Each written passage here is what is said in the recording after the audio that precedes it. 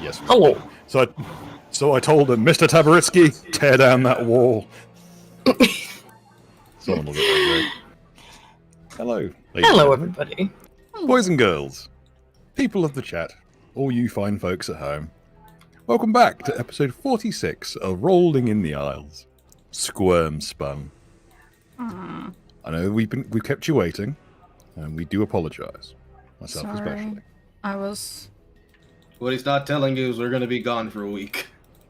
I was just straight We're up gone for just 2 not weeks. online for We're a not whole even week. here. We're not even here. You are hallucinating. You are in a dream. Welcome. Wake up, wake up, wake up, wake up! You need to dream of better series. Aww. I need that as it may. I put Oh, no. my deepest apologies for our slight hiatus.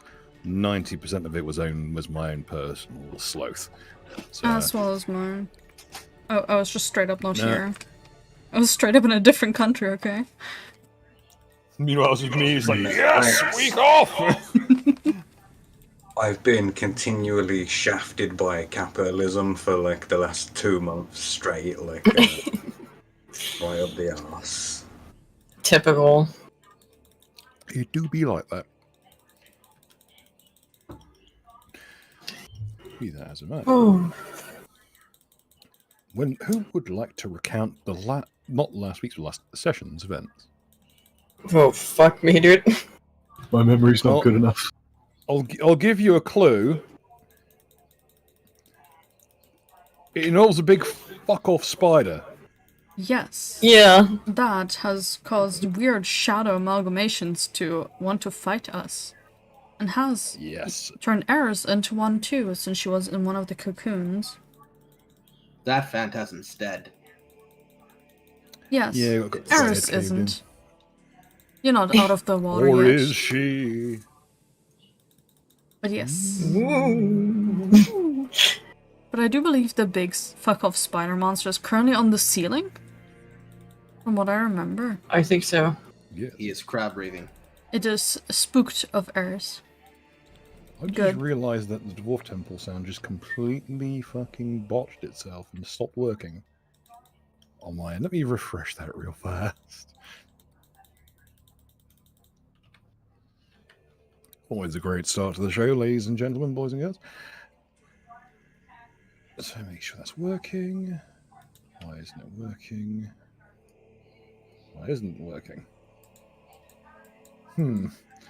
We appear to have had a complete jukebox failure at mine. I'm not sure if it's ended at yours.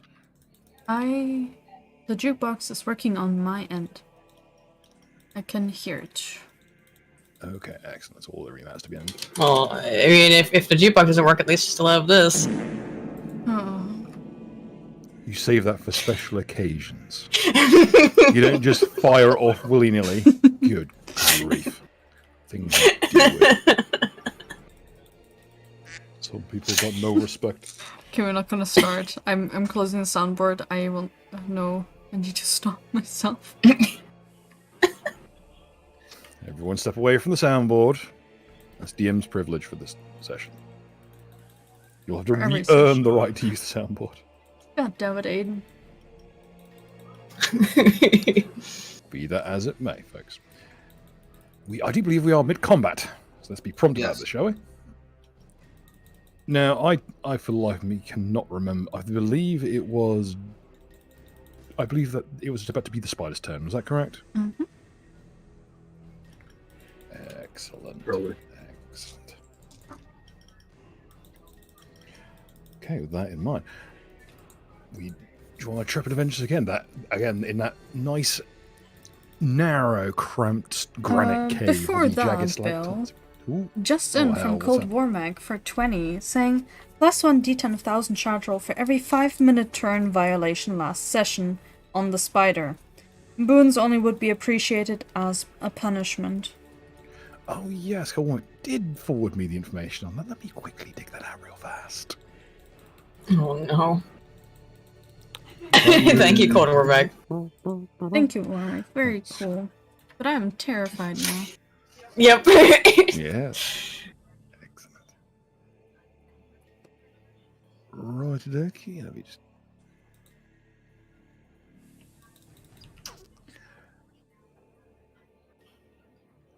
Oh, Okay, it'd be 3, because I believe one of Eris's turns was literally exactly 5 minutes.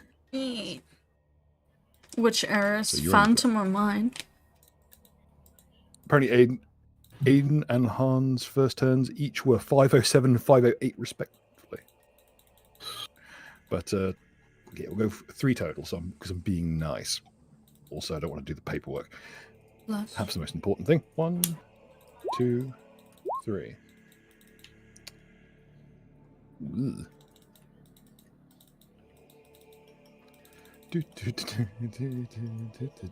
I shall be throwing the numbers into the chat as well. And those are all for the spider? Mm-hmm. And only good ones.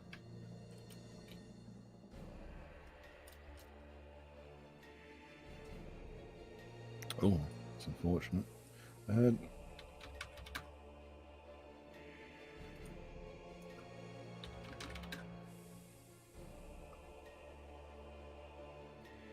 So if there are any issues in regards to the sound, please do let me know in the chat, and I'll get it fixed as soon as I can. Wow, this search interface is absolute hot garbage.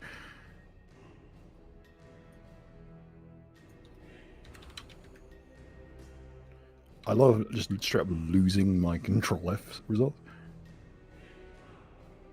It's essentially rolled 3 completely non-beneficial neutral effects. Who knew? Anyway, it's hard. Okay, so as it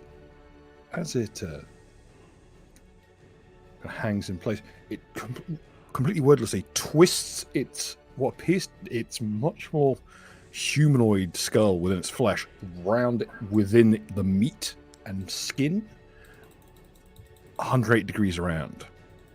So now when you look into the creature's eyes, we see is a set of teeth. And what was once a more terminating in a gullet and reaching hands is now just a mass of varyingly dilating eyes and grasping limbs. Also, Bill, just in from Mechanicus on duty for 20, saying, before we all forget that Aiden is full of spider crabs and crabs need water. I would like her filled with water so her pets don't die. Shame about her being made of drywall. Means she's now constantly sweats crab water. What do you have to drink? We have Mountain Dew and crab juice. Ugh, I'll take the crab juice. absolute coral reef. Thank you, Mechanicus. Oh yeah, I've just become a coral reef. Actually, that's pretty cool. All right. Name the episode Reefer Madness. Someone throw a beer can at it. Oh. Thank you. Very cool, Mechanicus. Excellent work. Okay, so now that the creature... Oh, yeah, that's the one beneficial thing. As the creature's skull pivots around within its maw, and the skin just ripples across the bones beneath, it suddenly turns the same coloration as the granite behind it, and becomes a lot harder to track with your eyes. That said, what it will do is reach up to the granite, scoop up more of the stone as if it were simple clay, cram it into its now eye-wreathed maw, and you see there's just a flurry of hands and digits and limbs that are moving with such frenzy. You can see the nails being rent off, fingers and thumbs snapping under the sheer strain of it, like the entire arms rent down the middle, radius and ulna split apart by the sheer force and frenzy of this creature's flailings within its own mouth. And then you see it withdraw up into the upper sections of the stalactites. And you hear a retching noise. And the smell floods the room. No longer that wet silk and stone smell, replaced with the odor of sulfur. But that will be its turn. Now we do have the other creatures under the hostile initiative who will now have their turns, along with some of your NPC friends. You can get their own turns. It's good to have the housekeeping up front. Okay. Your good friend, the Mr. Spaceman, is going to try and throw hands yet again.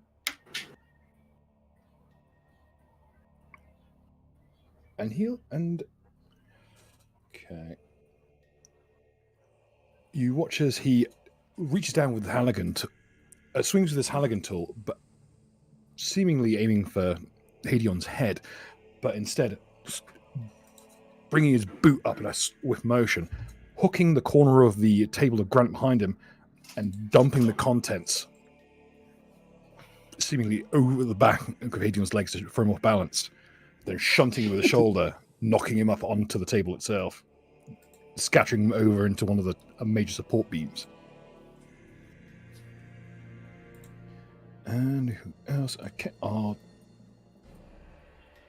Yes, the various kobold guys. Oh. Who all fail pretty miserably. And then finally, your good friend Matoon's here, who is going to scamper up, holding that and look around very confusedly. Looking around the room, seeing some of his compatriots scrapping with party members, and a man in a bewildering-looking suit trying to beat the absolute shit out of Hadion. He will ready his action as a result. Okay, Armand, field is yours. The ghosts begin by coughing loudly.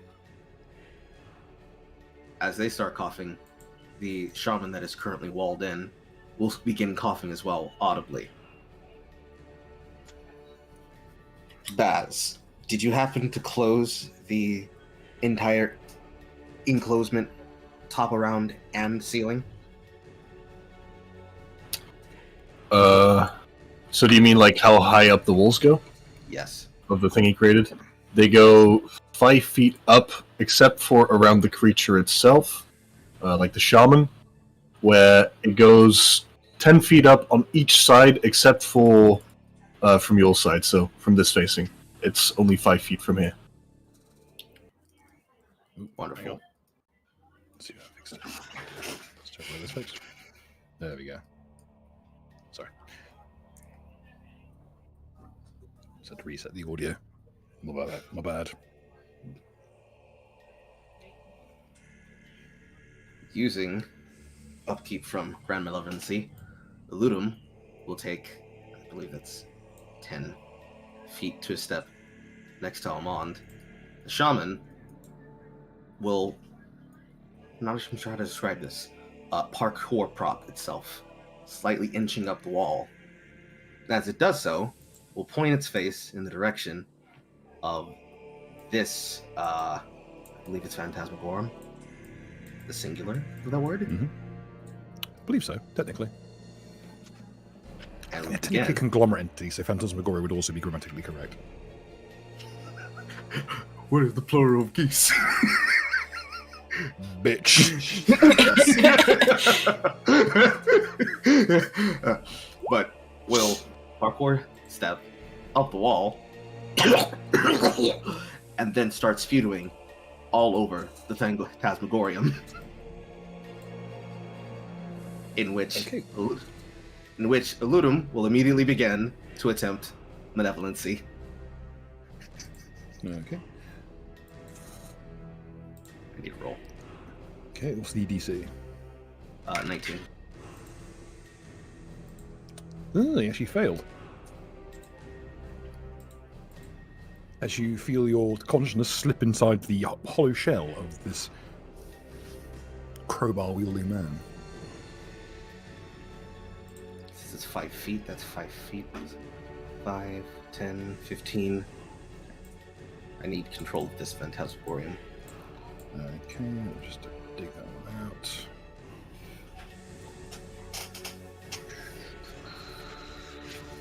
Also, what is the damage range for its? I guess it's a claw weapon. Oh, for the tool it wields? I mean, all of its means of doing damage that isn't innately an ability.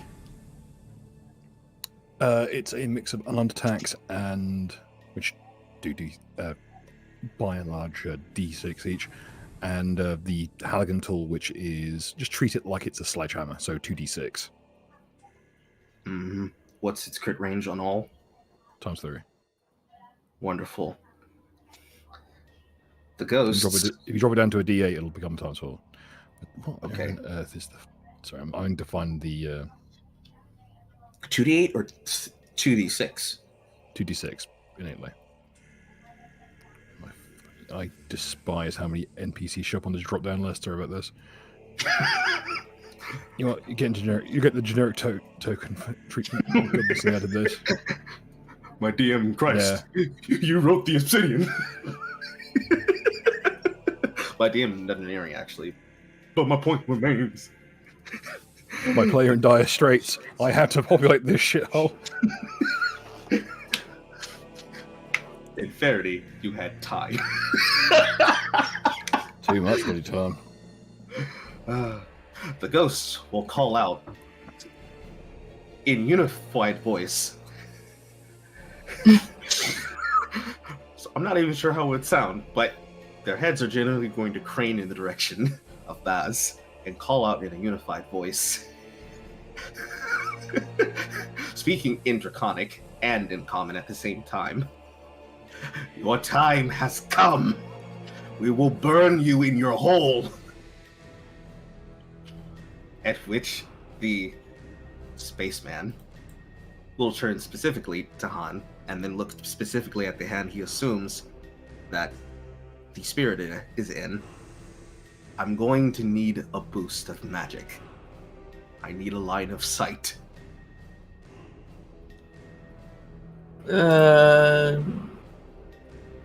I don't know who. You may wish I to don't be know more who would specific be able on to this help. one. Line of sight Yeah. what? The creature is going to fling its arm in the direction of the spider that is in the direction of the rest of the party. In order to kill this thing, we're going to need line of sight for magic missile.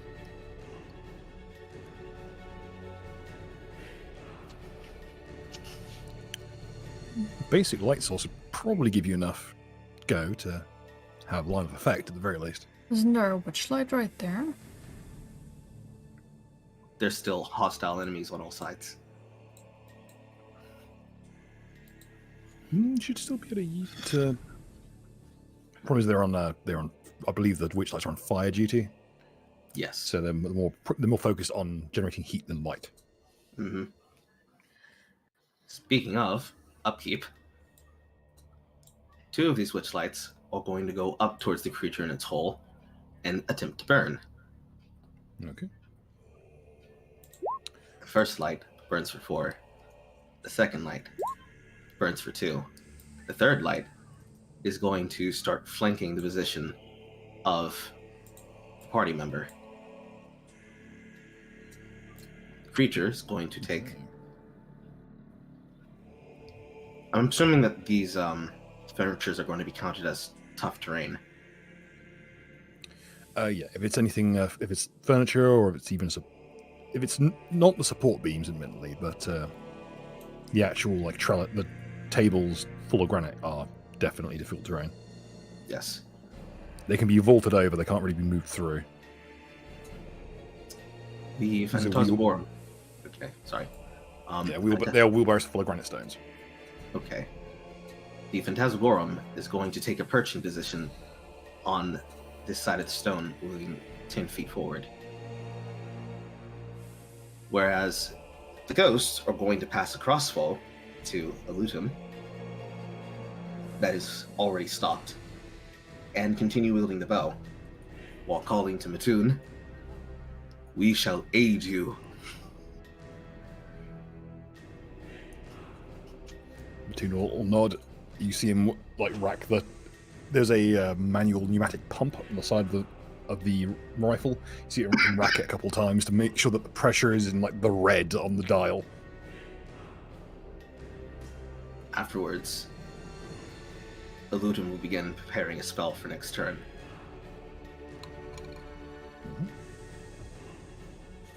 Righty dokie. Any other actions?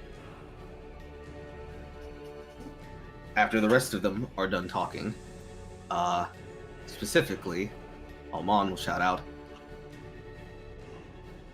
"Get those goddamn idiots out of the hole!"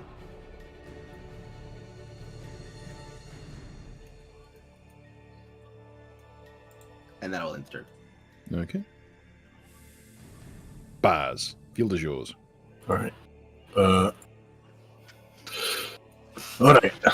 First of all, I'll ask Faustus, you still charging up? Almost there. And you notice that the light kind of pouring out between the cracks in your armor is turning white. Excellent. Alright. I want you to target the spider. Who else could it be? Now, if you'll excuse me, I'm gonna take out the commander. I will move over here, first of all. Let's see.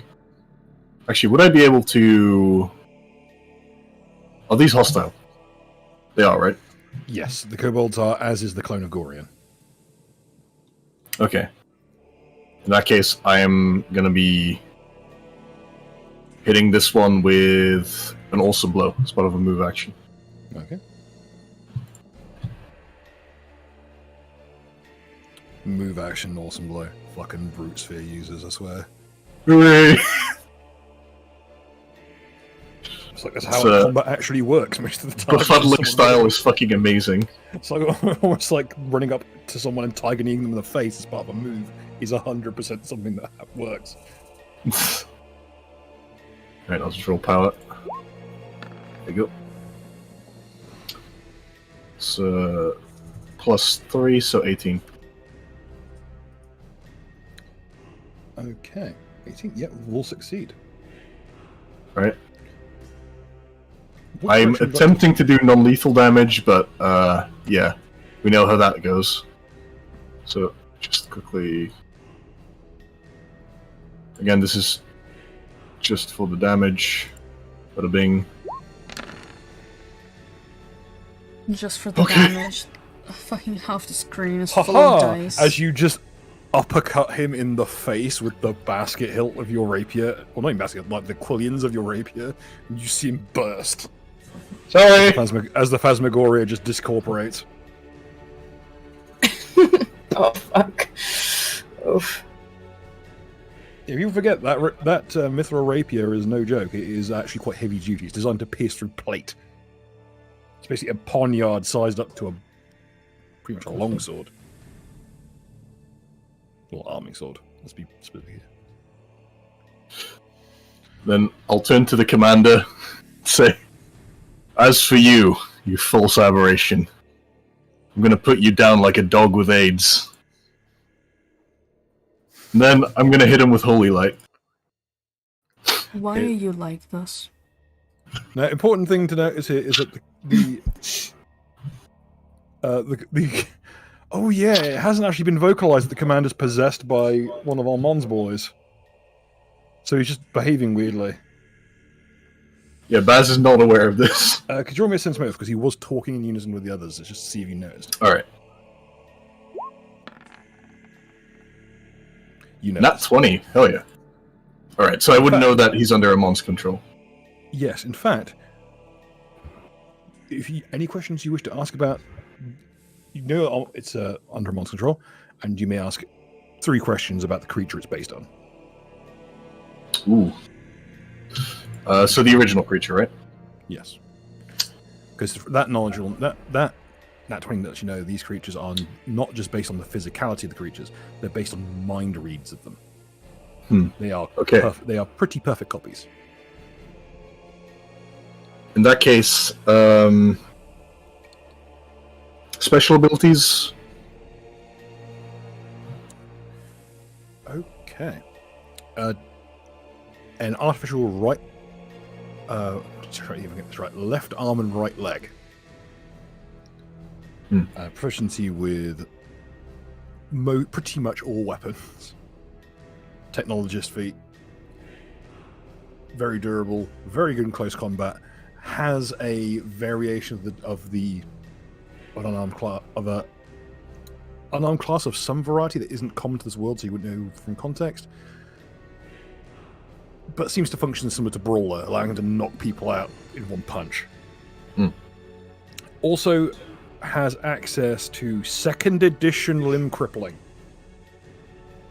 I see. Also a cool shot variant, which, with his level of proficiency, allows him to target the spinal column directly. Do I know if he has any counters? Anything that would kill a human will kill him. He doesn't have any particular durabilities. I mean like counter maneuvers that he has access to. In terms of rather than countering him countering you. Yeah. He mainly seems to function in the same manner as parries, and he does have deflect and snatch arrows. And he can use them against, thanks to his synthetic arm, up to siege tier weaponry. Damn. Then, for my final question, how does he maintain his form? Like, what is there any sort of thing that keeps him from maintaining his state?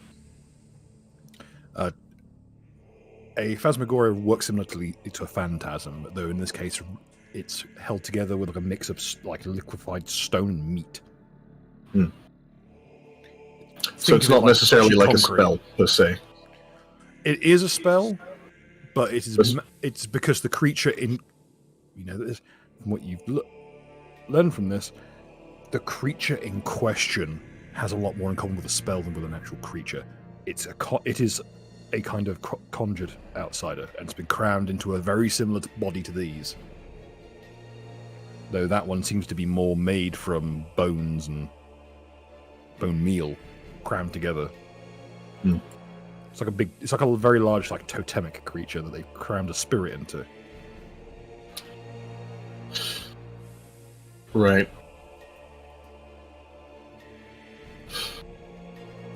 In that case, what I'll do is I'll finish my move over here. Would I be able to try and shove aside this box or cart thingy? Just for spacing purposes. Yes, you have enough. Your armor has enough oomph to upend it fairly easily. This one's not very heavily laden. So, and again, he's you currently can take penalties for difficult terrain with that suit on, as long as you're moving diagonally. He's currently under Carl's control, right? Yes. In that case, could I perform a throat threat maneuver against him? Yes. Excellent. And would it auto succeed since Carl is controlling it right now? Provided he is comfortable with you holding a weapon / effect against his throat in a threatening manner. As long as he's willing to, be the guy sat behind Raditz as Raditz is about to get his shit ran. Yes. Right. The ghosts will allow this. Excellent. I'll move here. Form a throat threat specifically with my anti-magic gauntlet. And I will imbue it with holy light just to be sure. And I believe that'll be it for my turn. Oh, almost forgot. Weapon speciality in Boulder. Nice. So he's got all like the throwing stone shit. It's not the one from Slain D20, right? Which one in Slain D20? There's like 4 of them. The one that does like, I don't know, 5d10 or some shit? The big boulder. Depends how big the boulder is. I see. He's proficient in all boulders. He could pick up Aiden and beat the shit out of you with it. Well, fortunately, she weighs fuck all, so. Not anymore, and she doesn't. She's full of water. She's heavy as shit. Oh, that's actually... I didn't think about that. Does that change how much I weigh? Yes. I assume. Stay hydrated. Stay crabbed. Well, should I change my weight then on my sheet? Right. Yes. We can Actually, just put is Aiden it- above a fire and we have like crab soup. Is it regular water or salt water?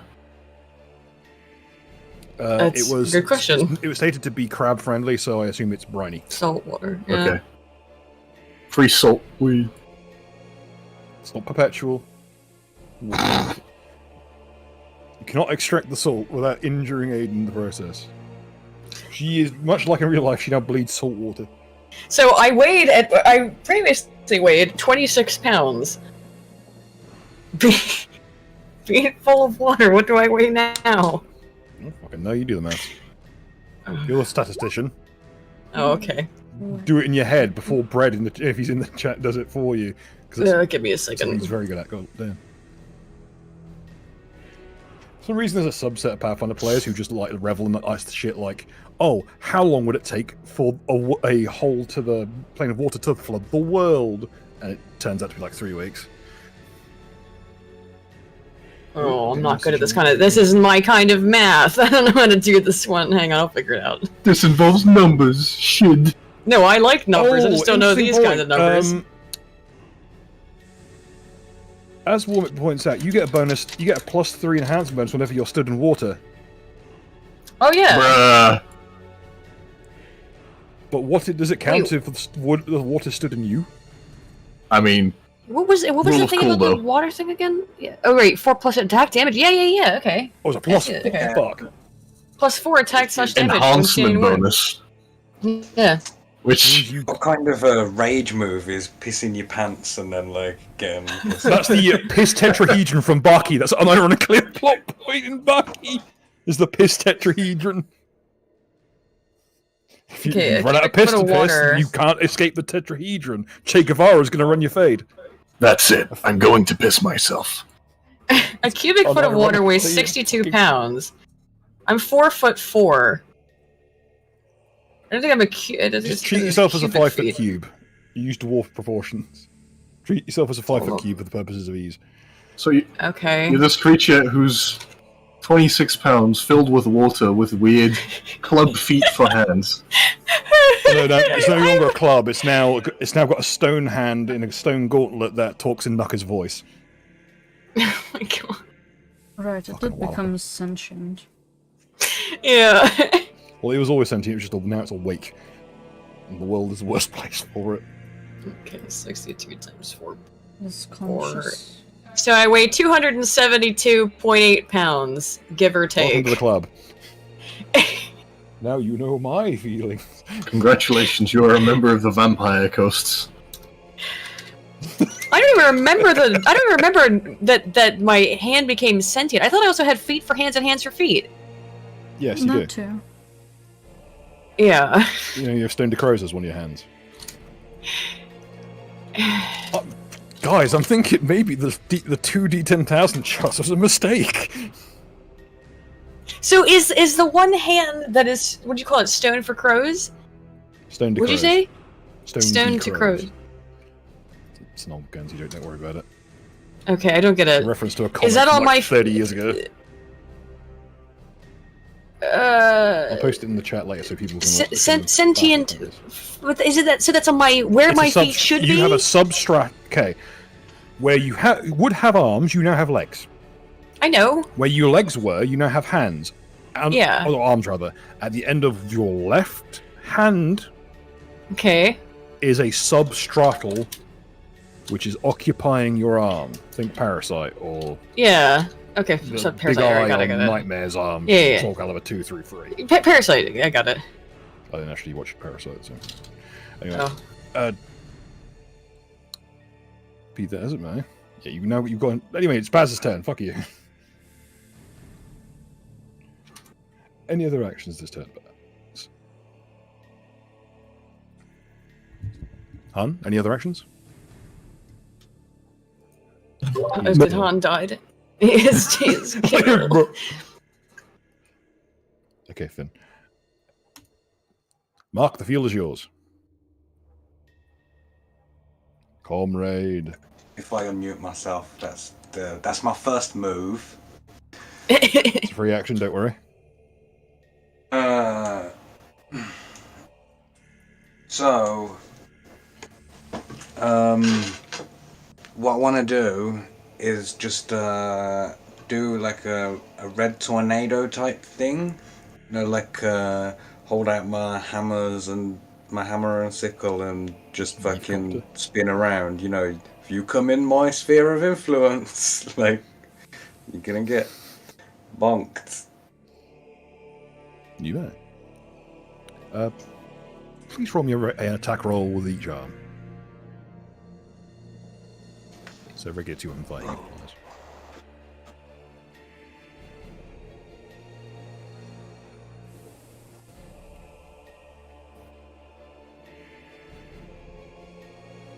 And which weapons is this with, by the way? Both. Like, it's a dual wielding attack. No, it's just that you've got like 5 weapons. So which ones are you currently? It's just hammer and sickle. Oh, right? hammer and sickle on it. Classic combo.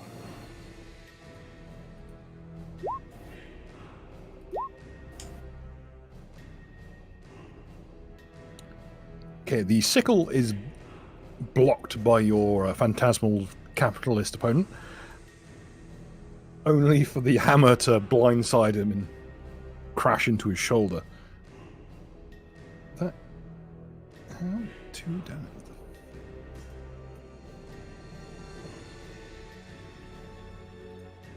How have you managed to get 2 damage?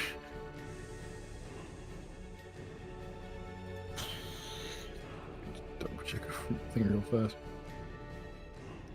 Ah, I think you've forgotten to add the damage dice on that one. Could you roll me a 1d8, please?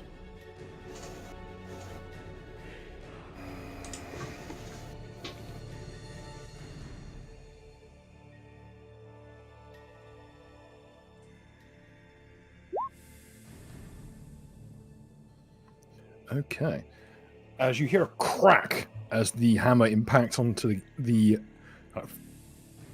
phantasm of your ally's elbow, and you see it bend the wrong way. In fact, most of the form of it does for a moment.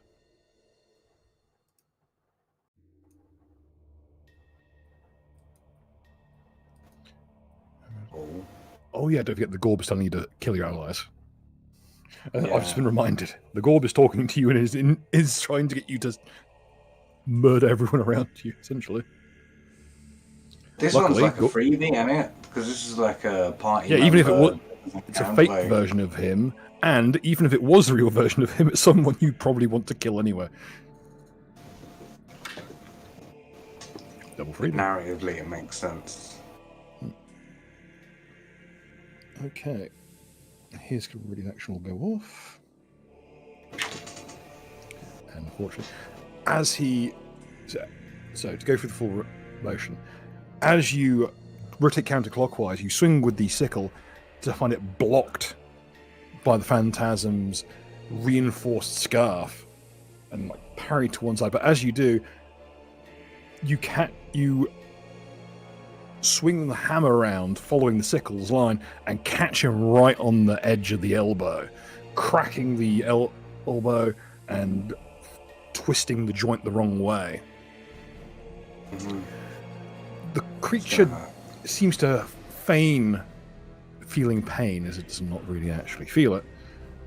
Its face and whole body contorting, and as it does, it seems to contort a little too far, like the illusions break. Could you roll me a will save, please?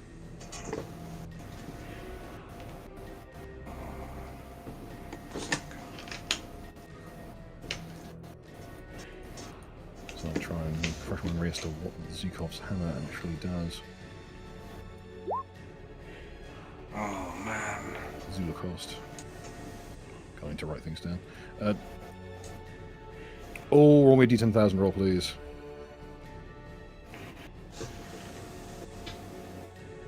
Rip.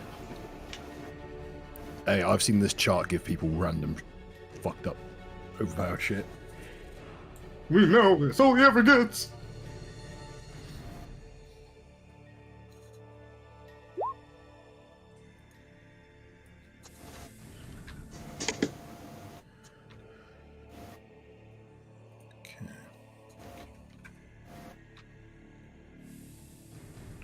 Caster thinks that all other magic users are out to get them. Uh-oh. I mean, Uh-oh. Sorry. the Gorb starts talking to you. Yes, kill them all. You can't trust them. Wibble slingers, all of them. Turn it into like a communist golem or something.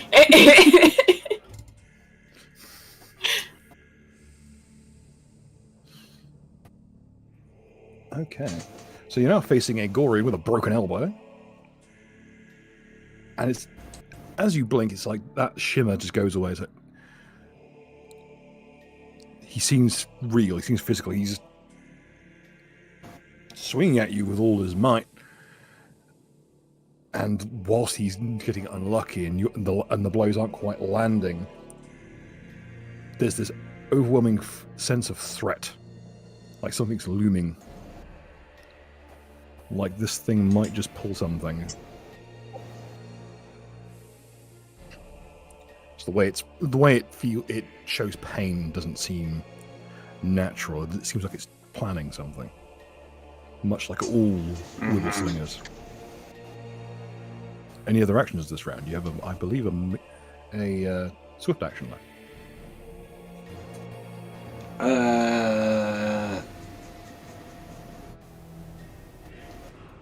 As I'm doing a spinning move, can I get him another 180 degrees? Do you reckon? With momentum, like, it's not impossible. Tell you what, if you're happy to take a disadvantage, I'll let you make another 2 attacks.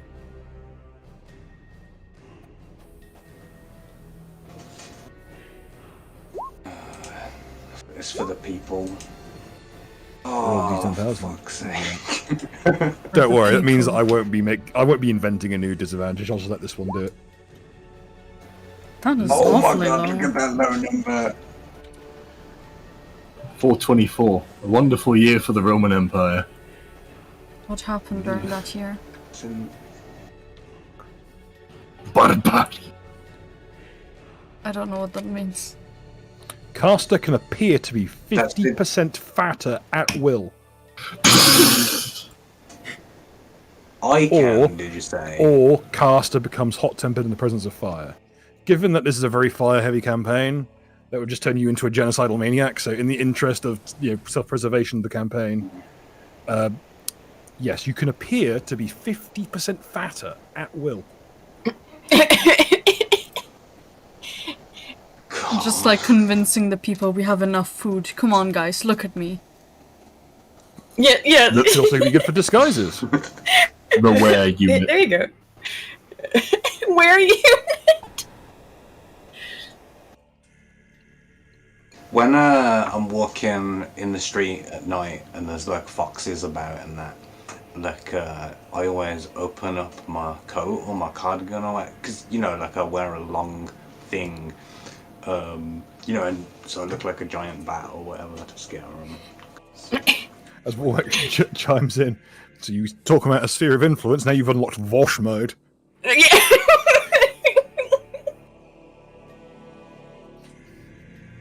The motherfucker is a sphere of influence. You can become more Gorb-like. Gorbular. That's it. The Gorb is infesting you. Spherical. Gorbulent.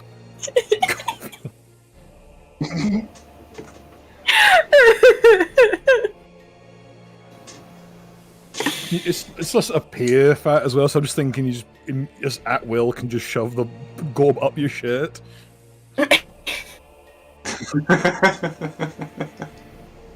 Yeah, well, yeah. If you can secure it in place, that's what you can do. Might even let you attack with it, keeping your hands free. Bruh.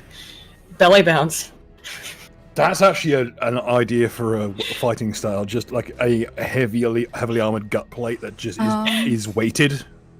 Just in from Zalmus for 20 saying, Let's make it harder for Aiden to keep track of all her deformities. Every time Neri sneezes, her head rotates 360 degrees, giving her the sickened condition. So every time you sneeze, you now like pepper. You turn you up into a pepper grinder. In or out of character? Yeah, that's a good question. Well, It I will say specifies both. If she's- Neri. So, Yeah, but how often is she gonna sneeze in character and not be sickened as a result anyway?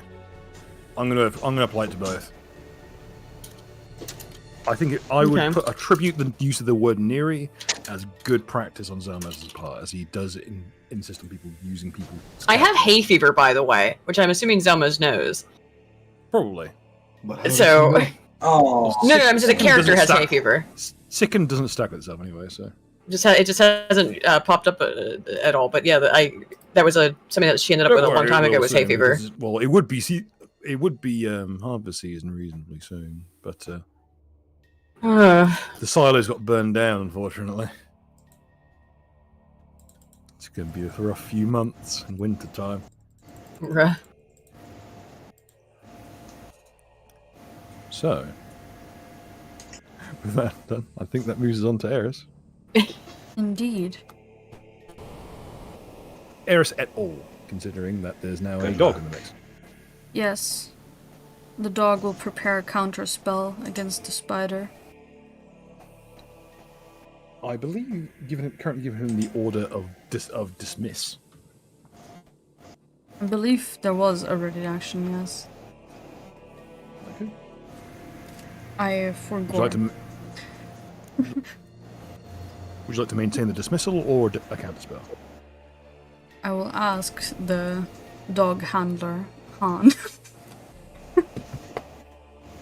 I mean, would he be able to dismiss within range, like the spider right now, or is he not in range? For him, it is a touch attack.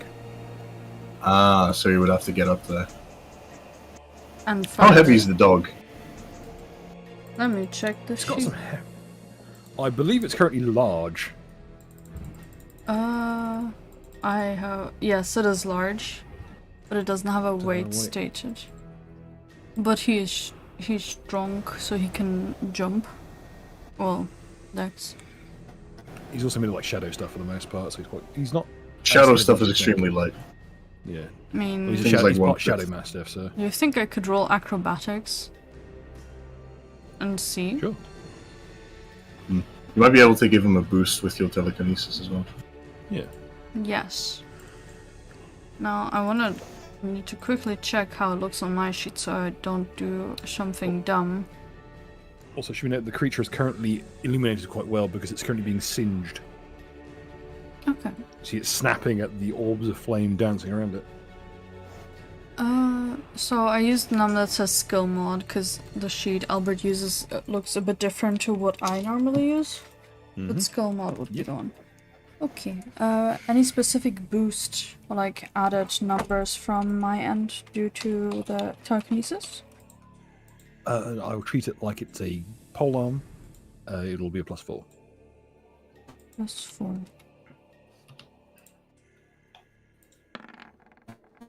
Go dog. God damn. Okay, I need to roll I will save. Huh. As your hound bites down, the creature shimmers and ripples. And suddenly it's almost like it solidifies. The blurred edges, the kind of not quite there substance of it suddenly quickens and hardens into like a rigid plate. Oh, I'm No, it's informed done that the good. dismissal is actually a bark effect. So no So jump. I stand corrected. My apologies. I'll let him have that as a rider. If he wants to go ahead with the bite, see how well it roll is, he may do so. And I'll let him bark as a free action on that one. Very cool. Oh, yeah. So should I also roll Also- Attack for the bite? No, you've already rolled it, so roll your damage if you like. Yes. Okay. It says that it trips. You can also use the Fiend's Grip, from which it can initiate a grapple from the bite.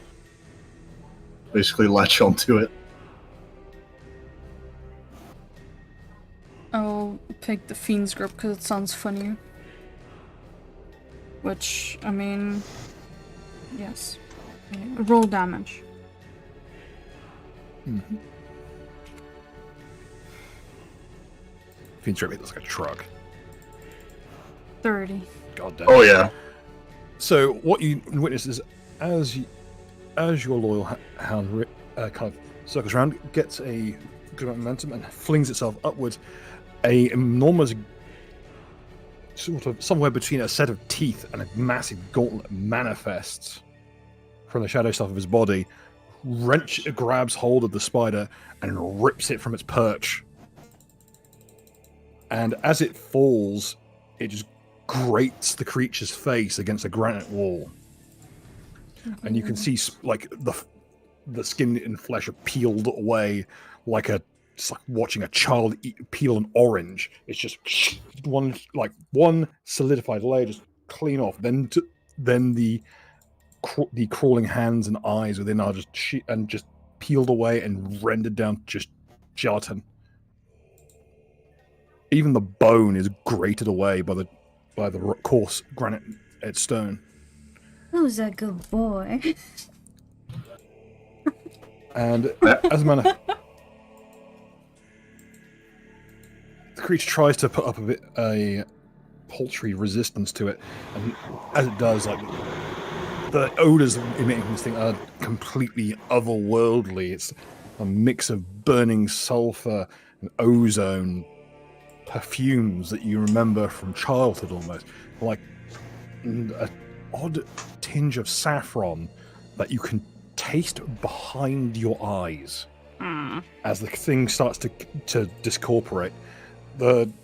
What remains behind resembles almost like a mannequin or some kind of hollowed statue as the spirit that was possessing it departs back to its home plane.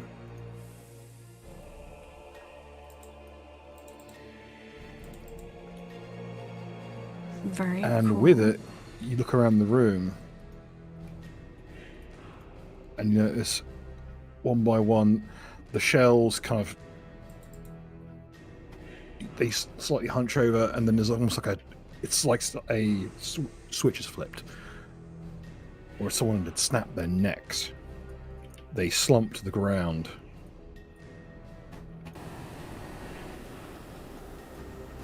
It's like someone cut their strings. Well, I have to say this changed from being a desperate fight for survival to police body cam footage of a crackhead being retrieved from a tree by a police dog while having like flashlights shined in his eyes. Now, what is Phantasmagorum that were controlled by malevolency? Controlled ones remain upright, but they are noticeably harder to control. They feel like they're degrading. You could probably... The magic that holds them together is fleeting, currently. So if you want to try and do something to maintain it, you may. But that's up to you. Are we in open initiative? Yes, I would say that we are now exiting combat. Okay. Eris will praise Albert and give him many head pats while changing shape again to be...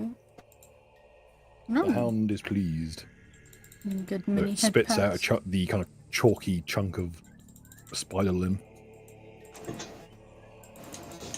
Many head pats, many praise. The hound is pleased. You still have a number of writhing bundles of silk. Should maybe open them.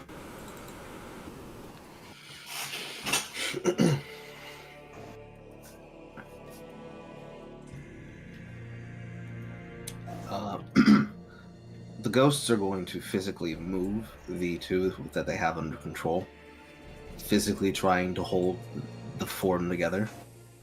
One will walk over to Baz. It will open its mouth backwards. There will be no sound that will come out, except audibly he will hear, "We need you to try to hold these together. Assist me." All right. How would you like to go about it? I'll use an aid another on Carl's spell, so he has a +4 to the caster level.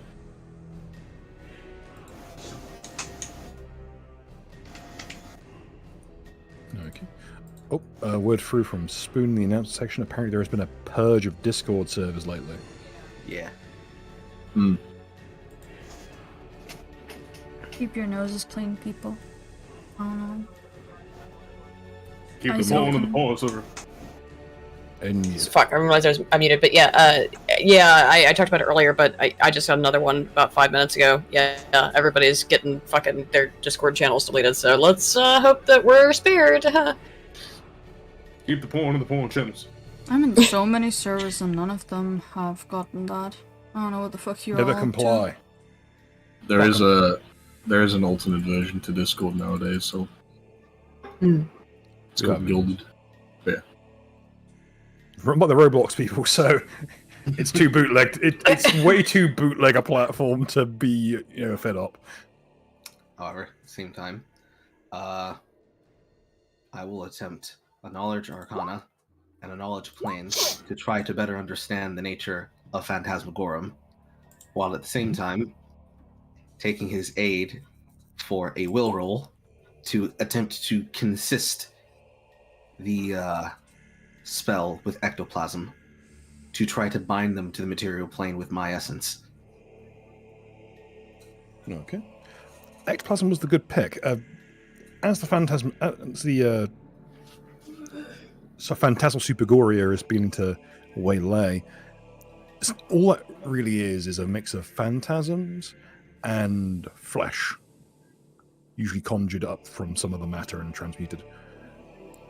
Ectoplasm will help stabilize it, as it's kind of filling in the gaps. Very similar principle to a lot of ectoplasm manifestation psionics, though applied to meat. The ghosts will put away the ranged weaponry. Why is it showing me Aiden's? For a second there, when I rolled it over my character, it started pulling Aiden's list, whatever. Ludum will flash step over. I'm going to call it flash step for the moment. He will physically turn the head of the space captain towards Baz and say, "Avert your eyes. This is going to be disgusting." Alright, I just put my goggles on. Just look up. Just flip them down. Yeah, flip down the welding goggles and look up. The ghost looks up. About how high is the ceiling?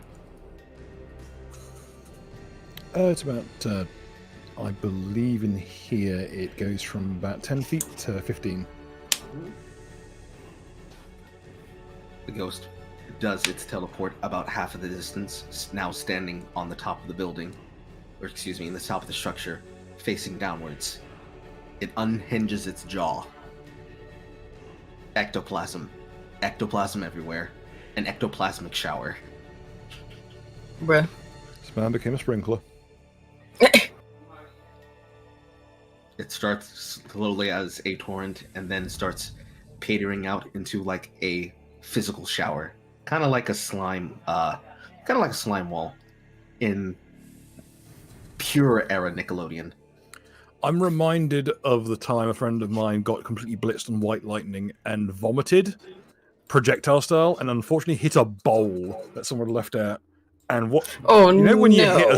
when you hold a spoon the wrong way under a tap? Yep. Oh god. Multiply it by about 5.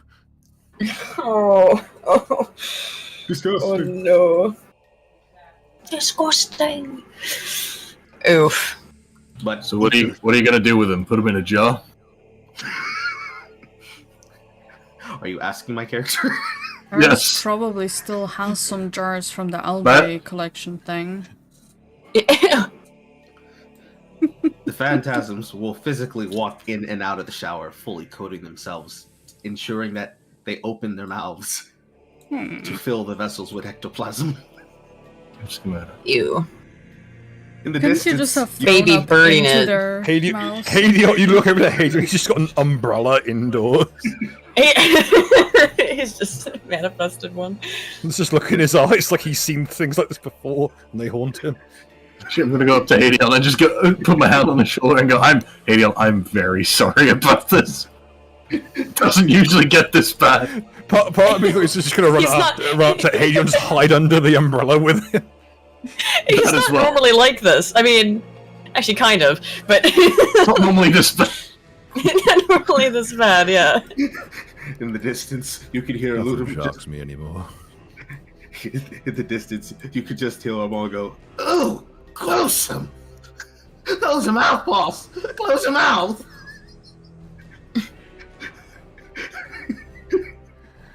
Those of you at home who have read the Swamps of Dagobah story may want to reminisce.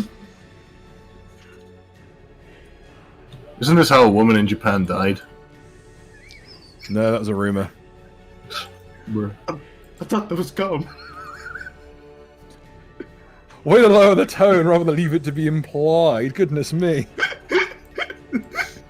Now, the Swamps of Dagobah story is considerably lower brow than that. No, I wouldn't worry about it. But yeah, there was a rumor. Don't worry about it.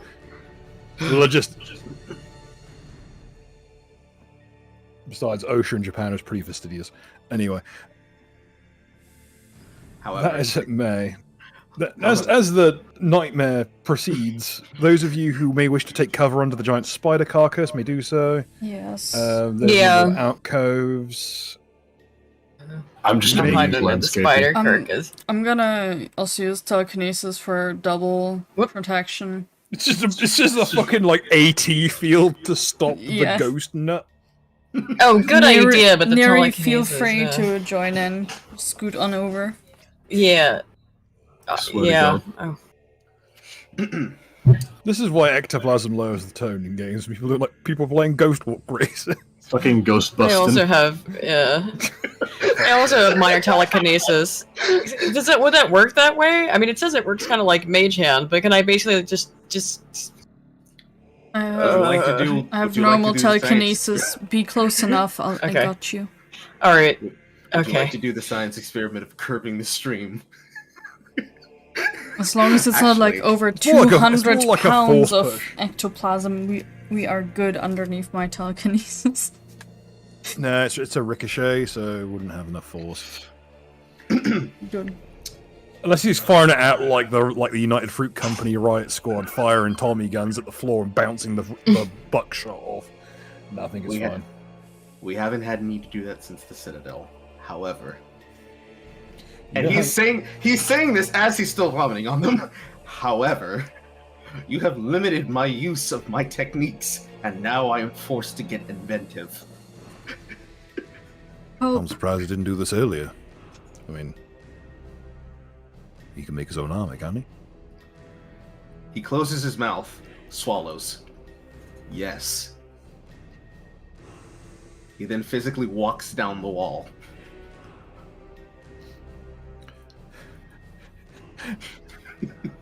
Well, that's enough of that for one day. I'm veering wildly between like Ben Kenobi and Morgan Freeman doing Hadion's voice now. The ghost looks around the room.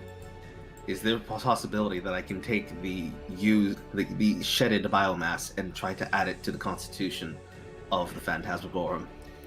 It will give you enough. Basically, you can use these guys as patsy bodies, but they will require direct control. They do not have any kind of gumption of their own. Phantasmagolem. Is it possible to use their bodies to like add to the biomass of the current controlled ones? Unfortunately, the way the matrices work, it's one of those things. Once it starts to break down, you can't really use to reinforce other stuff. Cool. it has to mesh together properly. Hmm. The amount of substance isn't so important as to how it meshes together. That's why the ectoplasm is very useful. It's like stem cells. Basically, what ectoplasm is just a big vial of stem cells you cram into every problem you have. Also, It's like magic. one thing we kind of overlooked is the fact that there's just dead ass this one kobold here who's just been showered with. Both of them actually. They were. I am headcanon that they were both walking back and forth, playing in the ectoplasm shower. I think that one was also one of the. This one is also yes. Yeah, this this is is Phantasm. Yeah. Because he was one we had The to exception cut of out of a Mattoon. cocoon. Yeah. Mattoon's the only actual kobold here. Yes. He's Also, very confused. I would like to, once he's done with the bukkake scene, open the cocoons. Okay.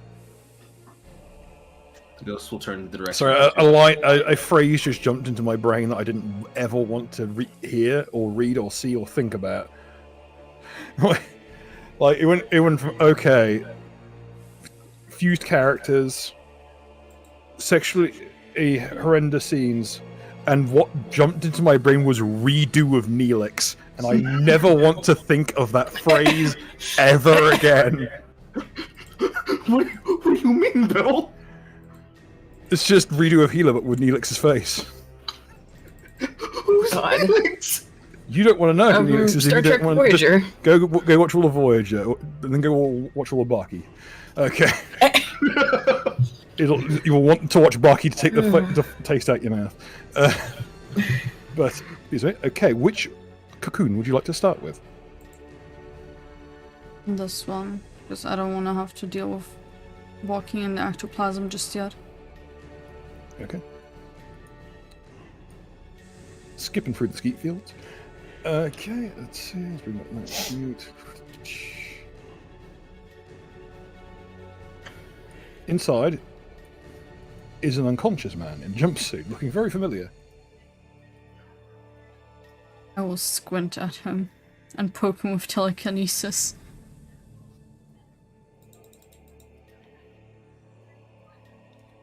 Oh, what the hell?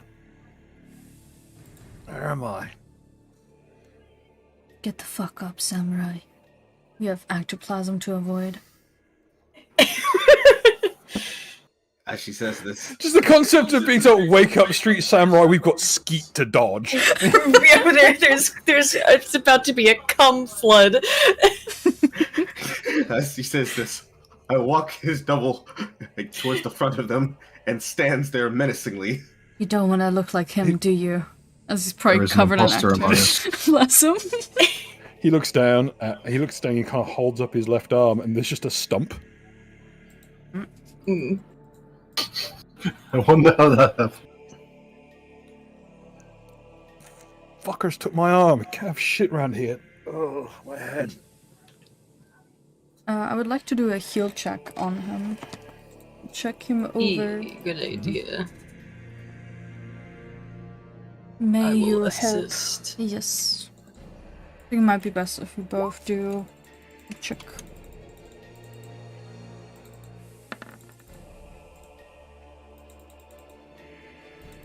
Clicky clacky dice. Aim.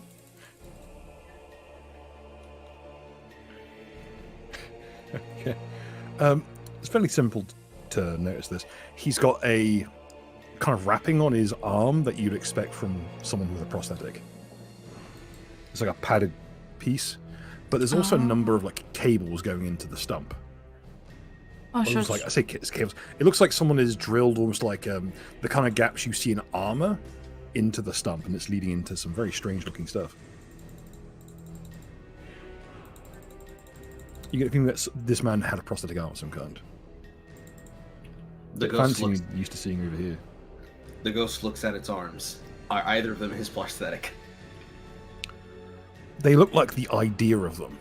Like that you could look closely, but if you look close enough, you realize that they make no damn sense. Like the machinery just ends in places, and It's like it's AI generated. Yeah, it's like it looks like AI generated. Like you look down, you notice like the wrist isn't attached; the hand is just floating. The AI-generated nightmare.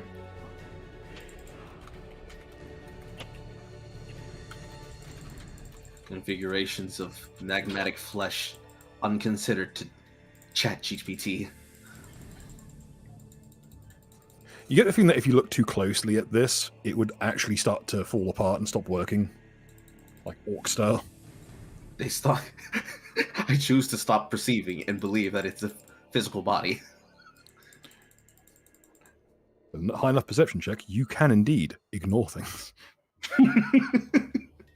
That's how I know that my wisdom is so high in real life. I've been ignoring shit my whole damn life. Actually, let's do a test. All my perception. The creature walks towards him, politely walks past the lemon, and faces him. Out of his mouth, it opens and tries to match the movement of his face, but still speaks with the mouth of the ghosts. Oi!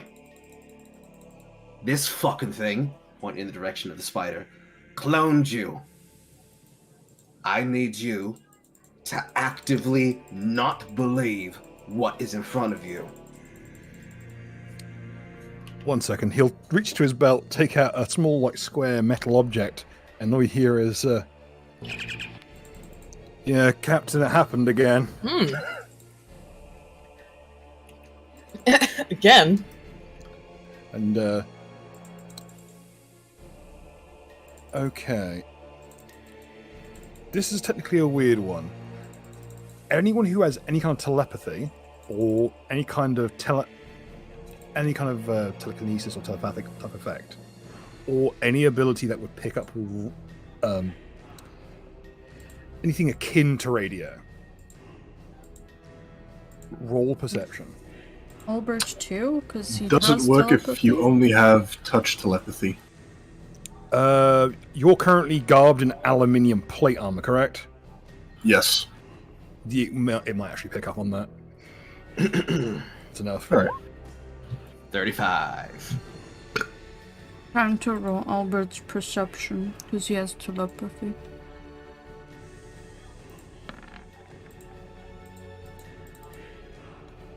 Also, I'm just gonna comment in regards to Albert. What the fuck, Zombies? Yeah, this dog built different. What the dog doing? Plus 26 on perception. Oh yeah, the fact that almost all his two parent species have got hideously high perception checks.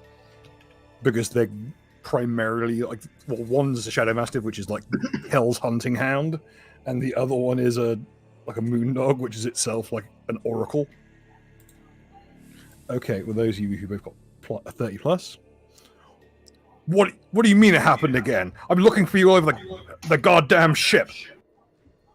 This pig-faced fuck's been in charge of security while she's been gone. He's doing a shitty job of it. Now get your ass back here.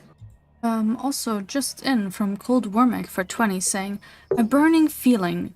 The bagger's ectoplasm has the same properties as thermite gel. Oh god. The bagger? Which one is the bagger? I just read out.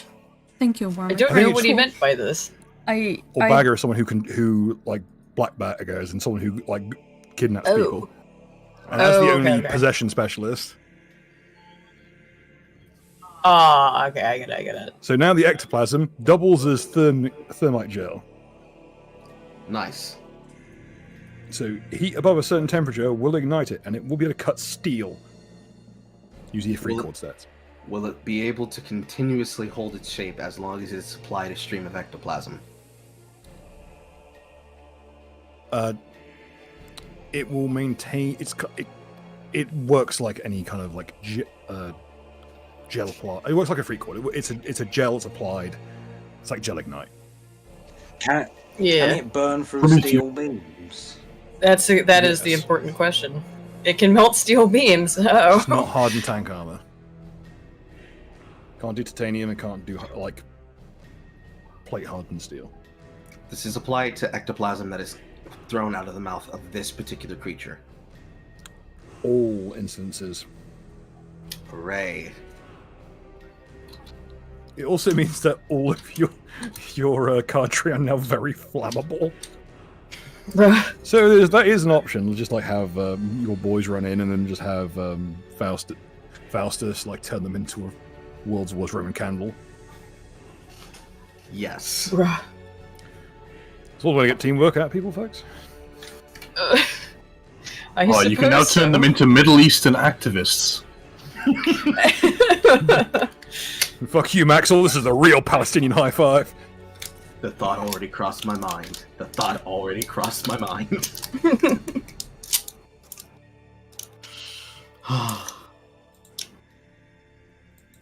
However, in reaction to hearing his radio, his duplicate turns its head, and its eyes slit. His eyes then blacken out. They are then replaced with two colored eyes. He then points at him. Bruh. You're not from here, are you? No, I'm not. What? The fairy fucking godmother sent me. Oh, man. Transmotive on fairy godmother sent him. You may. I hope you roll a 1. I hope you're rolling that 20. 13. You're rolling that 20. For 19 in He's total. being he's being dreadfully sarcastic. You get a feeling that him waking up from a stupor and induced from like probably bordering on brain damage from near asphyxiation. So waking up groggy, getting confronted with his clone, and also getting lambasted by his boss. He's not in the best of moods or places. I will be pulling out my therapy on the go and offer it. Apparently, bagger was a slur Baz invented in setting during one of the church episodes. Nice. It's been a while since those episodes. We'll get back to the church soon, after this arc, I promise. I want to offer therapy on the go. The wine cooler. He looks at you like a starving Ethiopian child looking at a fucking ham sandwich. I'm just I just motion him to crouch down and I'll just pour it into his mouth. Now this man is clearly practiced. He's like expertly like limbos under it. He's only got one leg and he does this effortlessly. She just lets He's it like pour. like his hand like scrapes down the granite like it's grip strength like an absolute vice just to get some hooch at a time of trouble. His duplicate. We've all been there. The duplicate then repeats the command. Try your hardest, disbelieve that I am not real. As the wine continues, I'm trying my best. Eris will Is just it say possible? there as he keeps drinking. Oh no! Is Wait for who? I'm trying. No. Is it possible to assist him in attempting to disbelieve that the Fasmatorium is not him, thus strengthening the illusion? All who see the target believe him to be a doppelganger. He failed so badly that they swap places. Alternately, anyone cutting the target is with a blade is soaked with goat's milk. I think we'll go with the doppelganger one because it makes more sense. Also, I'm just going to go ahead and roll this perception check.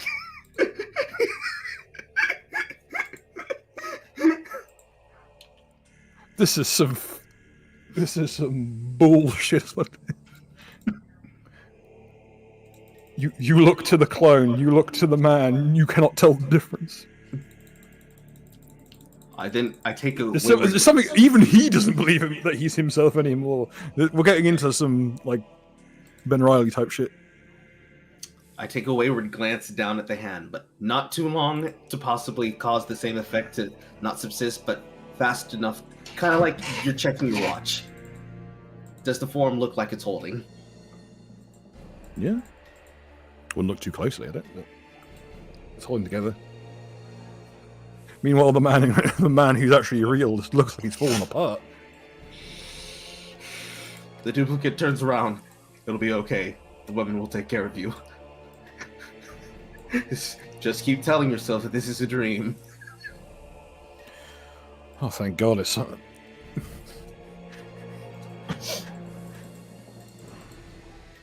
Ars will pet his head. There. Give some more wine. He will focus more on the wine than anything else. You hear again over here. You better not be drinking on the goddamn job again. You then hear the sound of someone throwing a whiskey bottle at someone. Track his coordinates, you pig-faced fuck! I swear to God, if I have to come down there in person, I'm gonna fucking bother. I'm just gonna mass drive the whole fucking planet flat. Would it be possible to pick up on the connection and send a message? It would require... You could try with UMD, but it would be very fiddly. You're dealing with like a... This is an incidental, like... The wavelength happening to match a kind of magic you're familiar with, it's going to be much more difficult sending it back into tech than the other way around. It'd be like picking up radio waves accidentally with like a tinfoil hat and then trying to use it to transmit back to the guy who's like wavelength you're on. You could try. Would it be possible to cause a type of interference that would relay back in between the interference charts a type of Morse code that they could detect very simply? Oh yeah, you could like wave a piece if you had a sheet of lead or something similar, you could just kind of wave it over him in bursts and use it to kind of mash out Morse code. It's kind of like a spacefaring version of smoke signals. Yes. The other Phantasm will walk over to Baz. Meanwhile, in the corner, there's just another silk bag. Yeah. Translation in the subtitles: I'm running out of air. Don't worry. Once the one has had enough wine, I'll open the other one too. He's having a moment to himself to try and get his bearings and enjoy the next 20 minutes before he becomes paralytic. I'll move one of the ghost flames over the web and using the non-Eleusidian with using the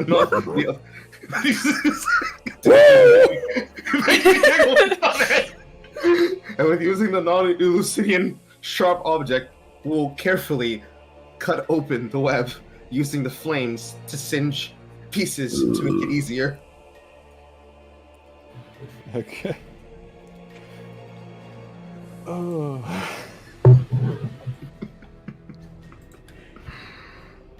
A man lurches out.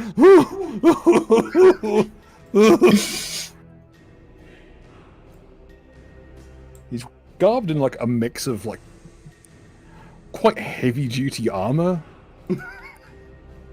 some of which is looking a bit scorched now.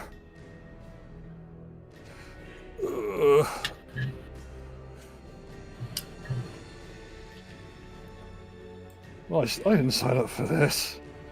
The Phantasmagoria will try to pat it on the shoulder with its non-weapon hand. I'm going to need you to first take a deep breath. You're safe now. Secondly, he'll then motion its weapon arm towards the creature's shell. It's dead. And 2, I need you to disbelieve that I am real. You get he hasn't exhaled yet. The creature's mouth will open wide, and out of the other side, dear God, man, breathe! Just being careful, you never know with these things. He'll kind of dust himself off and stand up. Be more careful what nightly orders I join.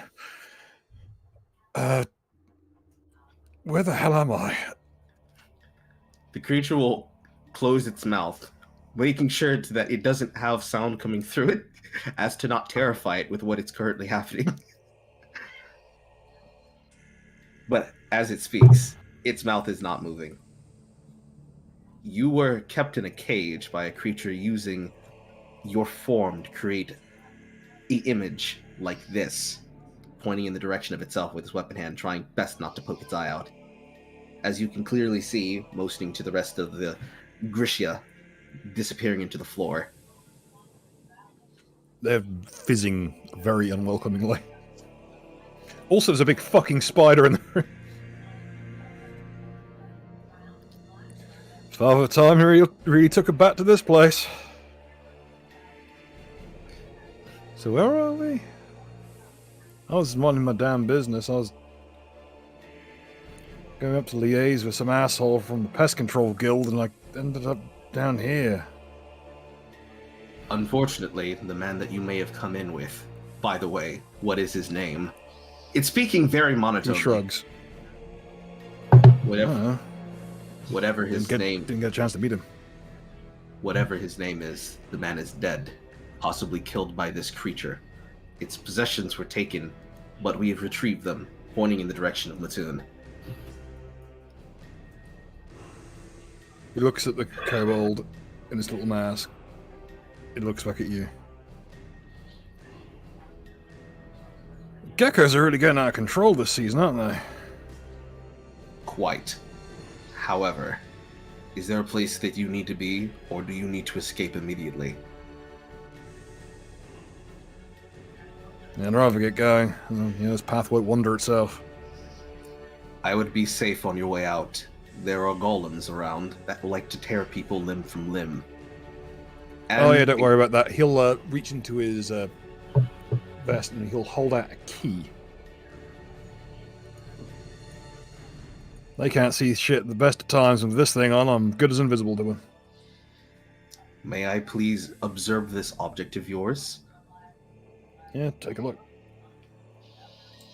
The ghost will teleport behind him. Why do I get a feeling I'm being watched?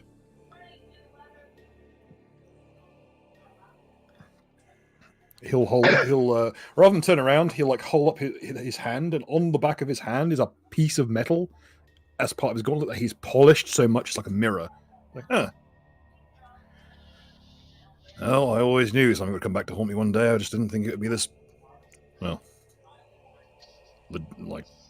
literal. Instead of opening his mouth, the creature will respond in a monotone, ha, ha, ha, ha, ha. And as it's laughing, then he'll say, any other jokes? Yeah, I figured I was just about to die. I thought I might as well go out with a good one. I'm not going to kill you, but I am very annoyed. He'll make a motion like a conductor, straight line across, and it'll stop making noise. After which he'll then hold out his hand. He'll shake hand. I'm Bookham, by the way. The name that I chose very long ago is hard to explain and pronounce in your tongue, but you may call me Alutum. Pleasure to make your acquaintance. Wait until you hear my last name. What is it? He'll hand you a business card, and it literally says Bookham of Terrors. Bad Manners LLC. Do you happen to belong to the city, or...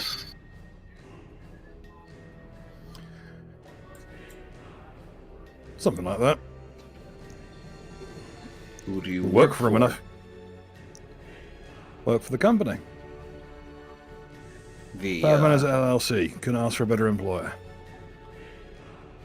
Is this a magic card, or is there another way to contact you in the future?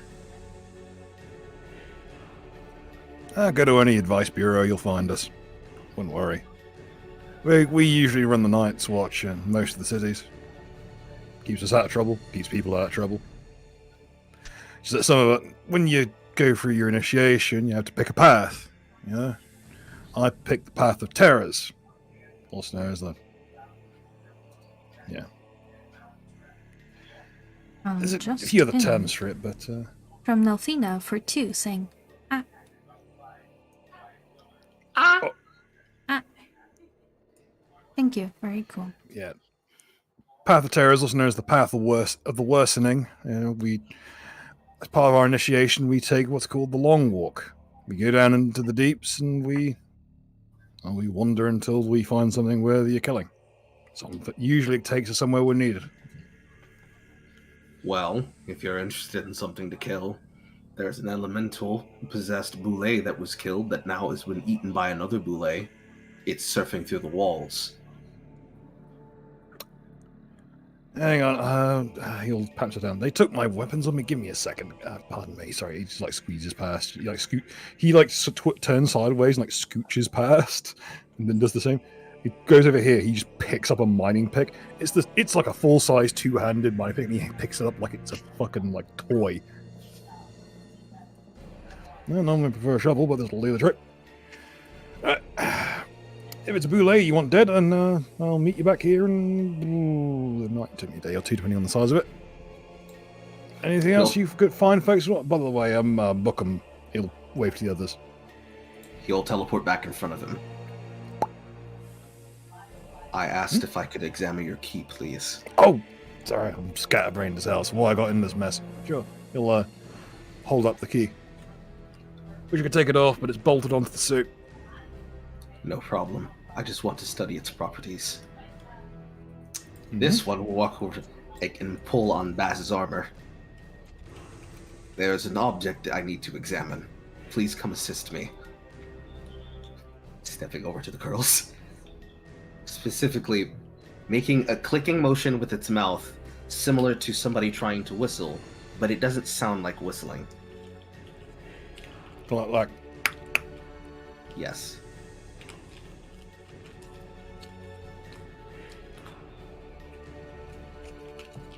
Do either of the girls take notice?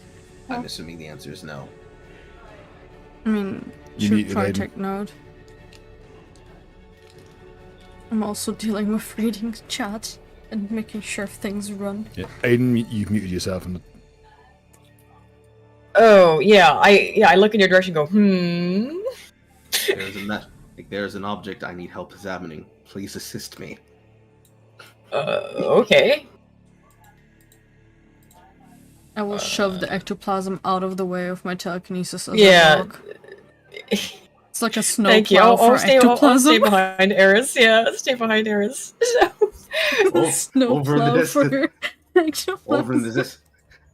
Over in the distance, there's a loud, "Boss, clean up after yourself! This is nasty!" He'll look at the ground. Oh, right. He'll physically wrench his hand into a fist and physically pull the ectoplasm around the room into a ball.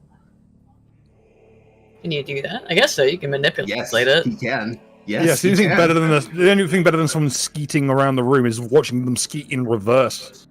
Fucking water bending. Skeet bending. Have you ever seen any of those? Have you ever seen any of those keyboard slime gimmick? I'm not even sure what to call it. Oobleck, that is supposed to be able to get Oh, inside yeah, the cracks and crevices of keyboards. That Borat Oh, shit yeah, they use, yeah. Also, Yeah, he's Aiden, moving. have you said your so far? I did see my. Oh, I didn't. Because I was muted. Let them side down. He physically rolls. I did say it, but I was muted. He physically rolls all of the ectoplasm into a ball, and physically mounts it against the wall. Just stick it on there like a big piece of gum, except it's cum. I picture it more like when people, like when assholes like pick their nose and flick it at the wall, like. Oh god, yeah, yeah. Well, it would look more like that, right? Just a boogie, Mm-hmm. big ghost booger. Can't call them that. Gross. Anyway, The ghost waves the people over. All right. no, you never seen one of these before? Surprised it didn't issue them to you on your way down here. Place is a real shithole without them. There's an audible sound that comes out of the mouth of the ghost that sounds like an ephemeral screaming, but there is no sound that leaves his mouth. It's one of those ones where it's just. Like, the very tiny. The tiny squeak. After making said sound, no, they did not. They did not give us one. Did you liaise with people before we came down here? So they usually brief you. We did No. somewhat. The ghost will point in the direction of both Baz and Hadeon. We called for assistance. he has told us if he did not tell us if he had an object like this. Have you ever tried to squeeze through a tight gap with your keys in your pocket? The ghost turned his head.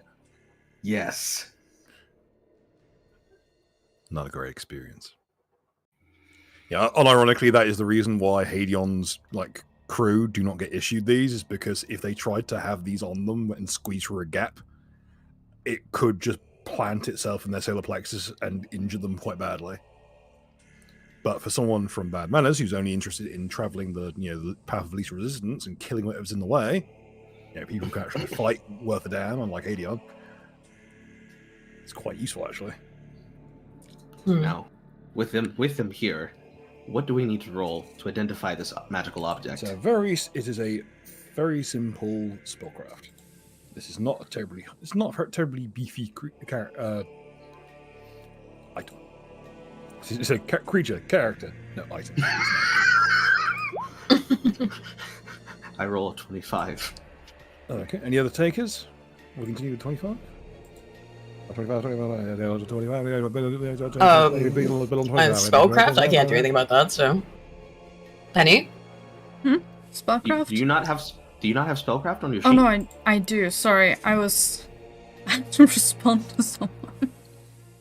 No, Penny's paying attention to the chat, yeah. I do have spellcraft. Sorry. I'm actually concerned. It's okay, it also happened pretty quickly, to be fair. I'm I actually fucked concerned up. the monk doesn't have spellcraft. Listen, There we go. What? Sorry. Ignore that. What? the 19 continues just with plus 12, so sort of like. So 31. it would be. 41. Wait. That's like 41. No, the 19 is the Oh, sorry, it's roll. 31, It doesn't sorry. have the 12 Right, on yeah. it. It So would be the 19 plus 31. 12, so it would be 31, yeah. So my brain mashed together 22 and the 19. brain. I'm fucking stupid. Okay. That is what's called a clockwork key. It is usually associated with, on the mainland, with the god Abadar, the god of commerce and law and cities. What it allows you to do, let's bring up the page. It's got two uses. The main one is if a creature carrying this encounters a construct, they will avoid attacking them unless specifically ordered to do so or threatened by the wearer. That is only mindless constructs. Oh no, sorry, I stand corrected. It is in fact all constructs will avoid attacking them directly unless they are directly threatened. The other effect is... Oh, and of course, unless there are no other targets other than the bearer of the key, in which case they will attack normally. They may have nerfed this in the interim. If you're a follower of the god in whose name this key was made, usually Abadar, though locally it's usually the Golden Dragon, you may use it as an improvised weapon doing 1d2 damage. If you strike a construct with it, it does 1d4 damage and must make a will save or be paralyzed for 1d4 rounds. But it is then consumed. They're only about these things are worth about 500 gold pieces. They're quite nice. Very cost effective, very cheap. Anyone who handles deep diving, like someone like Hadion or this gentleman, it's usually a worthy investment. In fact, there's a kind of a cottage industry in people taking, usually 2 people will take these, and because the criteria of the key is that if no one else is around, if no targets other than the bearer around, they attack normally. But if there's 2 people with them, it tends to confuse the dumber constructs, of which there are many. It'll even work against things like androids, though most of you have not encountered those. Androids are just, or any kind of synthetic humans. And you said what kind of material is inside the barrels?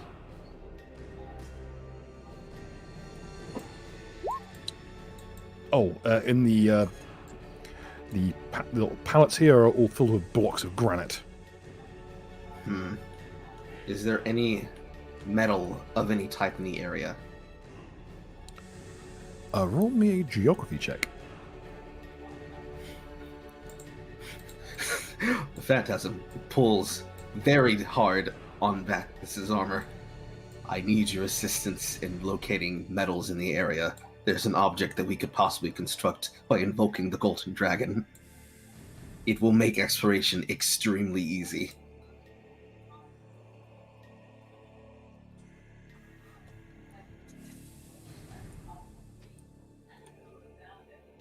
Now, it should be noted that this is a magical item, so you'll actually need to know how to make magical items to make them.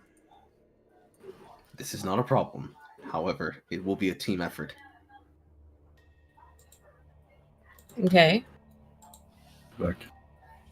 Now, as for the geography rule, 26. Probably anybody who aids another. There are a couple of veins of metal around. There's some. Primarily, it's just simple metals. There's a few iron ores. There's a few like strains of copper here and there. There is one strata that seems to have been mined around. It's this strange kind of. It's a mix of chalky, kind of limestone in a tube shape, and very strange opalescent crystal. Where is that located? That is located here behind all these pallets. Whoever has been mining it has been mining around it. And where's the nearest metal vein? The wall's here. Exactly Primarily a vein of copper. Exactly how long would it take to get enough to make a key with it?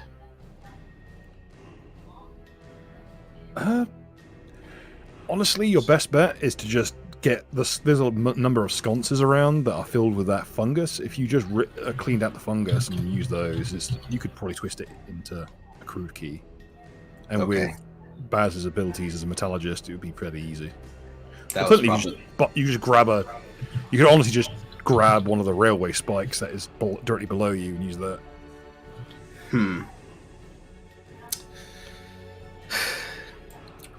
One of these will go find the nearest sconce. I'm going to let it take 20 on however long it's going to have to go get a sconce and backwards, but it's going to be moving. It's already 5 feet away. Okay, it'll take the nearest sconce and bring it over. This one will do the same and bring one over.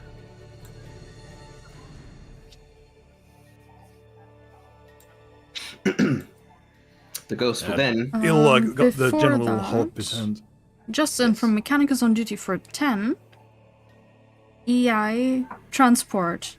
On random character in the scene, I'm guessing it says one random character in the scene, is transported 120 feet in a random direction, including into solid wall. Let's get a move on, people. Hooray! Fug. Okay, time to roll. Oh my Thank god. you. Very Oh cool, shit. Mechanicus, but what the 3, fuck? 4, 5. Yeah. Well, Also, I cannot speak anymore. What the fuck? words are hard, to be fair. Yeah. And how many languages do you speak, Penny? It's Hey, guess who took? It's your Oh, turn to get no. teleported again. No! Right. Now we, Hold on. it's always Penny for some reason. Yeah, why is She has the Daphne effect. So it is written. That is fine. Okay. Wait. 1, Oh, 2. I started to try and relearn, like, remember the Russian alphabet too, so. Oh, it's pain. You'd always Let's just draw through. Oh, natural. Let's do this properly. Oh. 120 feet. What? Why is it rolling 300? Please. mine? It just says 36, rolling 360, and Yes. just Yeah. gives 360. Roll 360 degrees and moonwalk away. Okay, that'll do. I think. It's not working. Oh, hang on, there you go. 300. Jesus Yeah. Christ. Very Yeah, it does work. specific. It's very fucking slow. Interesting. 70 says it's like up and to the left. Okay. 120 feet. It's here. That's not 120 feet. Oh yeah. Well, yeah, because that would hurl you off the map. So I'm just going to port you to the nearest space in 120, within 120 feet. It was specified, including solid wall. Including within walls. Well, Well, I think there's if- more if- tunnels that way because there's literally not a map. Right. I'm not slinging you onto What the another fuck map. is that? Oh. Roll me a perception check and you might find out. Uh-oh. On the road again. Okay. Perception. I just imagine I'm still pouring the wine. In the middle of pouring the wine. 24. The ghost witnesses. He blinks. Yeah, she'll be fine. Okay, hang on. Take a big sip for this one because I need manager. She's gonna start drinking her wine now too, because of being teleported once more. Oh no, I'm currently on the wagon, so this is just caffeine. Oh.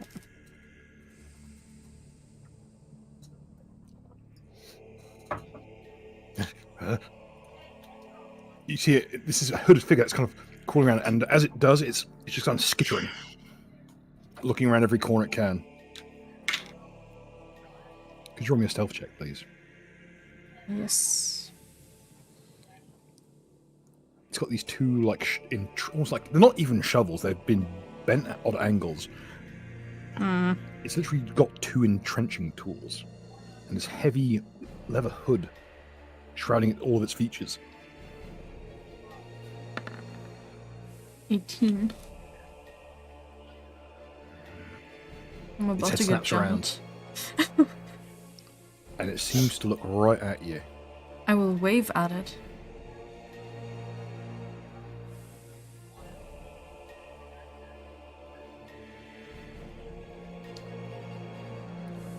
It will look completely through you. Not you! Ha! And he'll point directly at the ceiling. I will look at the seal. Does it say gullible on it? No. What is at the ceiling? They sent you, didn't they? They sent you. What? Those things sent you, didn't they? I'm here for my internship. Internship. I don't hire. That's awfully rude. I came all this way down here. And are you just gonna send me They back? sent you, didn't they? Those creatures. They watch us all the time. You just playthings.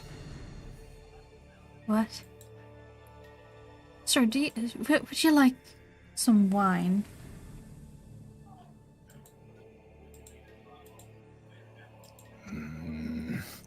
Poison. No. I'll not be taken advantage of again. Fair. I know your tricks. Fair. Can I follow you? I got lost. Sorry. Where I lead, you can't follow. You don't have the means. You don't have the pills. No, the pills. The pills aren't real. They aren't real. They're unreal. They're real. And for you, you're not real. You're one of those things. A puppet. One of those things. Look at us. Stare at us. How tall is it? It's quite short. I will Short and you. head pat it. It made you do that. I know it. You would have done that of your own volition. Would you like to roll me a check as to see what this thing is? Yes, please. It would be a dungeoneering or nature check. We will go with nature. I will continue head patting it, by the way, and just following it. It seems remarkably uncomfortable that you're doing that. Like you're having to chase it. Yes. 26 nature. Okay. You catch a glimpse.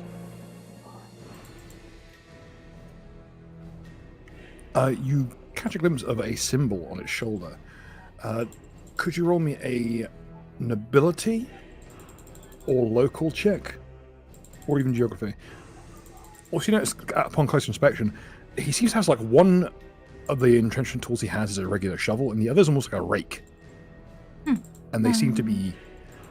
They have like a hinge at each end, so they can be fitted together into one singular device. Fancy. And it will be geography. 31. Okay. Then you know that that symbol is a symbol of a clan of Darrow, which is what this is.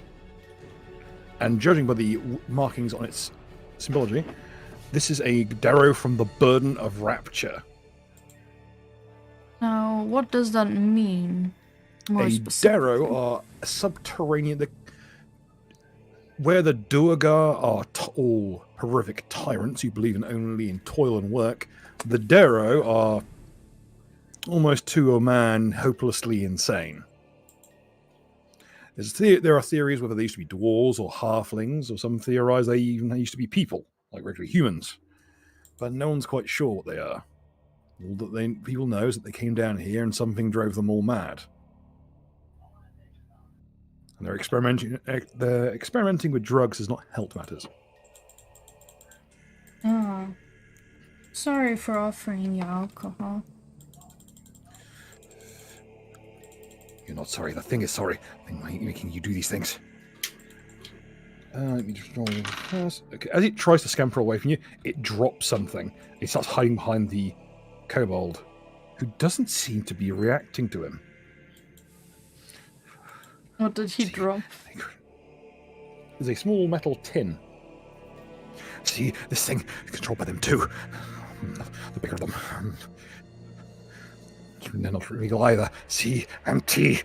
And he shakes the kobold's head. Oh yeah, we found a couple of those earlier. Kobold seems very perturbed. See, they made you react that way. They made you. No. Not real. He's mainly speaking to the kobold in this situation. Oh. He keeps getting distracted at new things to shout at. It's like they made this. You know, like smash his fist into the wooden like end of the line. Like I can't remember. I don't know what the technical term is for the buffer Cart at the stopper. end. Probably is just a buffer. See, it's not even real. And he smashes his fist into it at full speed. And you can hear a horrible cracking noise as his wrist breaks. See, it's not even real. Give me your hand, buddy. I'll quickly check over if there's any way I can just quickly heal. He tries to scurry into the corner under one of the lamps. No, it's not real. I'm gonna fucking Not real. corner him. They're making you do this. You'd hate me otherwise. You'd hate me and my kind. You know the Cabadon thing? Which thing, sorry? Oh, no. I'm gonna put it... I'm posting it in players chat, what I'm doing. Okay. Just without the these nuts. Let me you do this. Let me you do this. Let me you do this. Let me you do this. Let me you do this. Shut the fuck up. Give me your hand. Oh, He holds up his hand, seemingly involuntarily, and he looks down at his own arm, terrified that it did this. And I'd like to... would Cure Light Wounds cure a broken wrist? Yeah, he didn't actually, like... It's like the... There is broken and broken in this thing. Like, if you've got, like, the actual If it's all status of broken bones? cracked apart, then that's one thing. It's more just a fracture. Yeah. A healing magic would work. I shall heal it for 1d8 plus 2. Okay, roll away. 6. There's a pained... there's not really an expression on his face. He's got this large, like, all-encompassing hood with a small blue, like, almost like glass lens for him to look through. And he just looks completely petrified with terror. You'll be fine. You grab that tin, by the way. It is, like, rattling or something. I will look inside it. Makes like this noise. Oh no. Okay. Look inside. There's a bunch of pills. I think you dropped these. He snatches back the pills.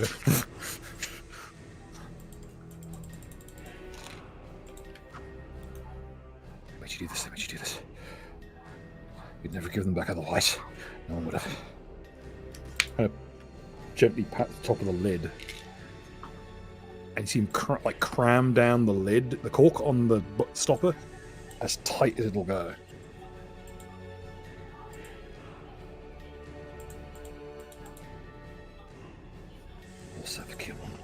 Also lipskin on the pills.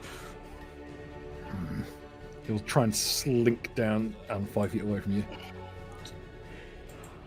You hear a suit scrape against the stone. Okay, buddy. Where are we? How do we get to the... No escape. They sent... And shoot sent the others. Sent a thing down here. A thing. You mean Thing. the big spider? No. Not really. Creatures. It's that slave. I'm gonna just grab him. You suddenly hear a low rumbling moan of just anguish.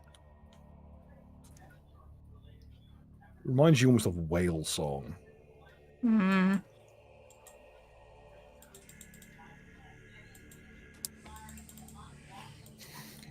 Be still. After a while, you see something shambles just at the corner of your view.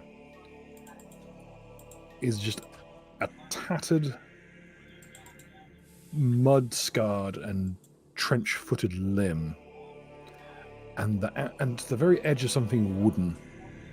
And again, that low, pitiful, reverberating cry of misery.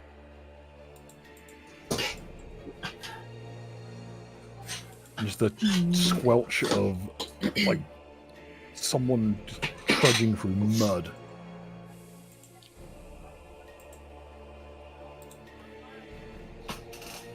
After a while, it seems to move further away. He lets out a sigh of relief. What was that? Pitiful beast. Creature running around here, and one of their slaves. They didn't send it. No, they didn't send it. No, the things above did. They sent them. I can see them. All of them. Do you want to get out? Anywhere but here. Out of their sight, out of their mind. Anywhere away from them all.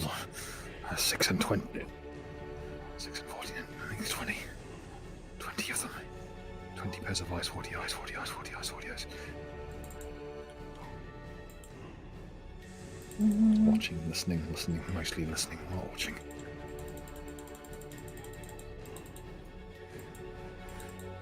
Creatures, all of them. Like us, weird, strange things. Some friends are with me, but they keep getting moved. I don't know what and how. But friends are here, and Unstuck. they want to leave. You're unstuck like them. Like you, like them, like these things. Flitting in and out, fleeting things. Stay low. You see the thing? It can't see well. It's not mad like us, like me. It doesn't have the pills. It can't see them like I can. Like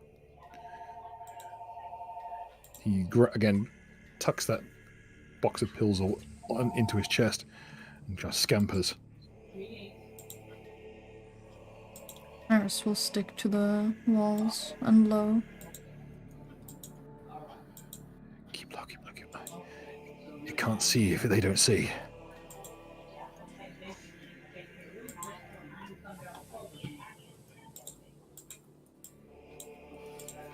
I've got some heavy clicking coming from someone. That is from Carl. It's I Carl. got some background noise there, fam. Uh, Your mic sensitivity's fucked up. Maybe, possibly. Ugh, Yeah, isn't it? fucking I got a nosebleed. As Fuck you move me. through, there's more of these pallets with the granite blocks on them. And then as you round a corner, you see it.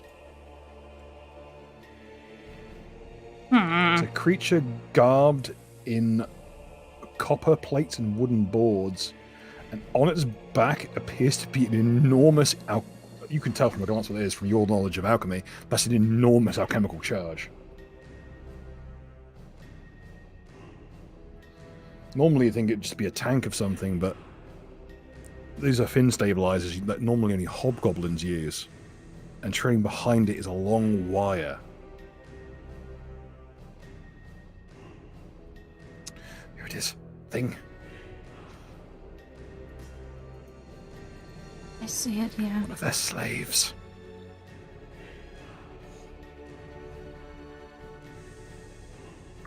If you'd like to roll me a knowledge check, seeing as you've demonstrated to surprise of everyone that you've got quite a bit of knowledge on these kinds of creatures. Somehow, I'm sorry. This creature is Mechanicus. This creature is noticeably taller than all the others. It's not a kobold. It's far too tall for that.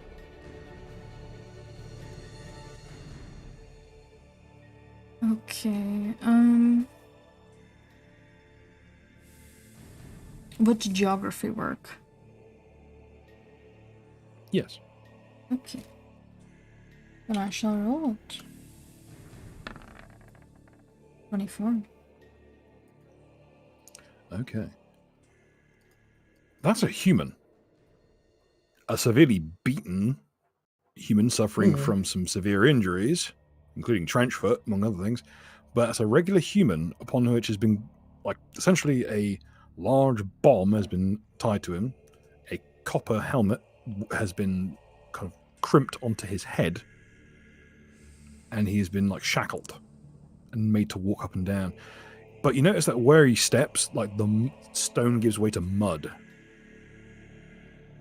So it's like You get the feeling creating he's been cursed difficult with some terrain? Sort of. You notice that he is actively degrading the soil, yes, but it seems to be quite fleeting.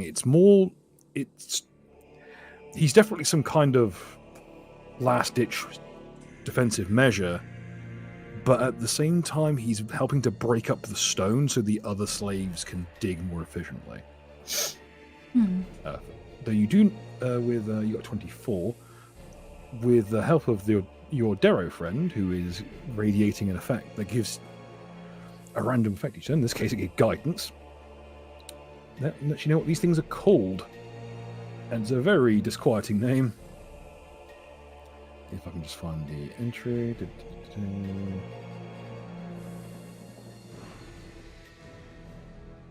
Oh, you can never find something you're looking for, can you?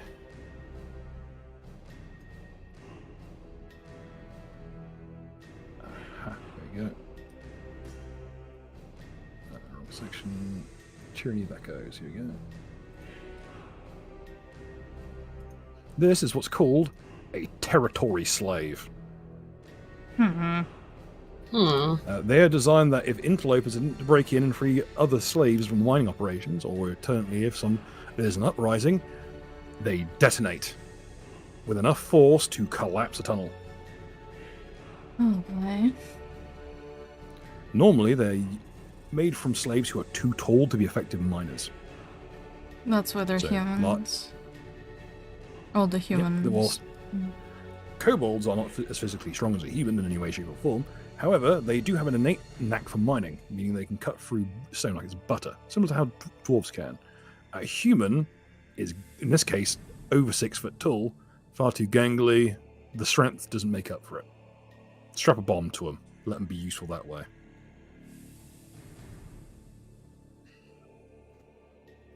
They are reptilian, yeah. Oh, this is the work of the Duergar. The kobolds are in the same boat as this one. But it's wandering around aimlessly. It can't see very well. It can barely see at all. Yeah. I guess that helmet isn't helping. Yeah, it's designed to react to sound.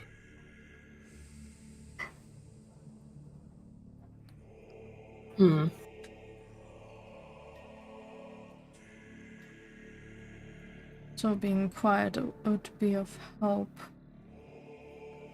Or the kobolds being loud enough. Indeed. You notice that the kobolds around here are a lot more sedentary. Or placid, rather. They are feverishly mining, complete without any sign of tiring or fatigue. They're carving through the stone like it's butter. These seem a lot more disciplined than the slaves in the other tunnel. Though, could you roll me a perception check, please? Yes.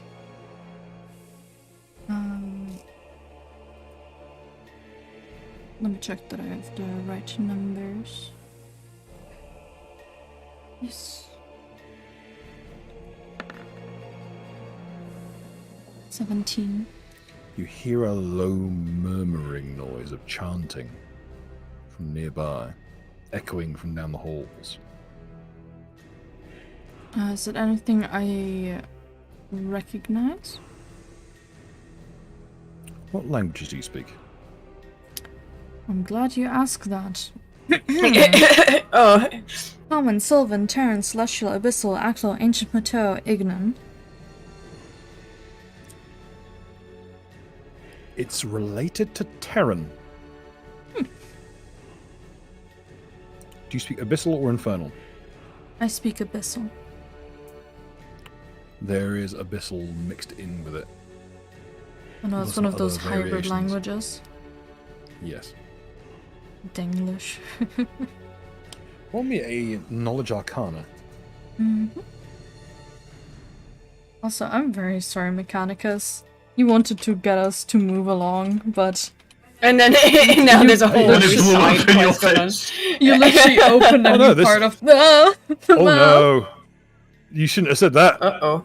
But- Oh no. What is done is you have been moved into the second part of the dungeon. Yes, okay. I've been. So I skipped the tutorial. Help. Yeah. no, you skip the regroup phase. Yeah. Everyone else is still in the shopping scene, and I've already moved into the next area, and I'm kind of fucked. Speaking of, I'm guessing the rest of us are probably wondering Can I what the just hell happened to proceed? Penny. Okay, Eris. the charts are acting a bit weird on this one. Either target's undergarments begin smouldering, or target vows to only eat raw meat starting tomorrow. And I can't help but think that this is someone being a weirdo on the dev team.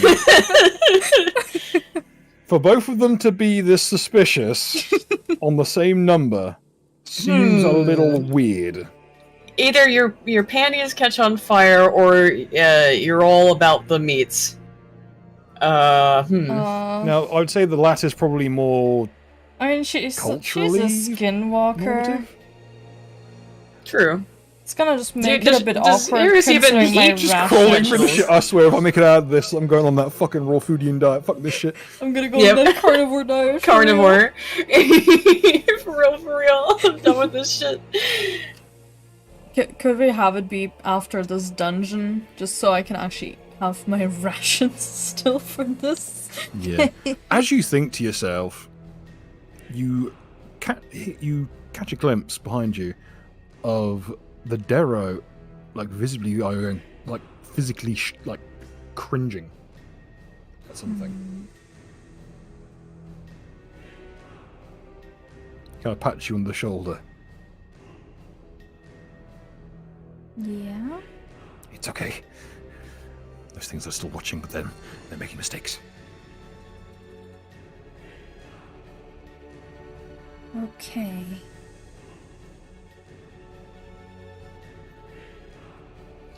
He'll quietly proffer forward the pill bottle.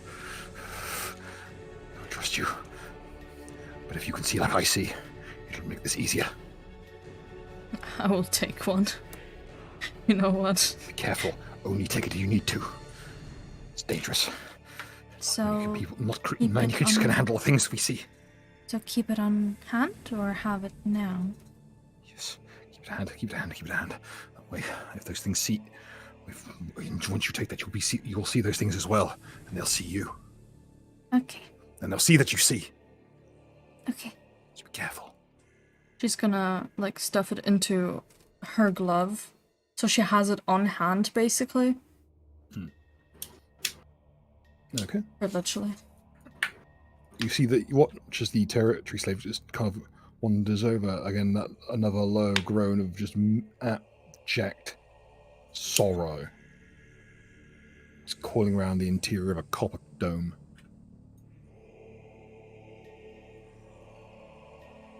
Again, the kobolds here don't even seem to pay it any mind. It's weird. To us or the thing? Either. They seem completely absorbed in their work. Well, Move quickly, move quickly. Okay, do you want me a stealth check as you... I'll roll a stealth check and that will cover you for the end until the end of the corridor. Until here. okay. You have to roll a new one to change directions. Hmm. Oh no. I trip on my tail. Ow.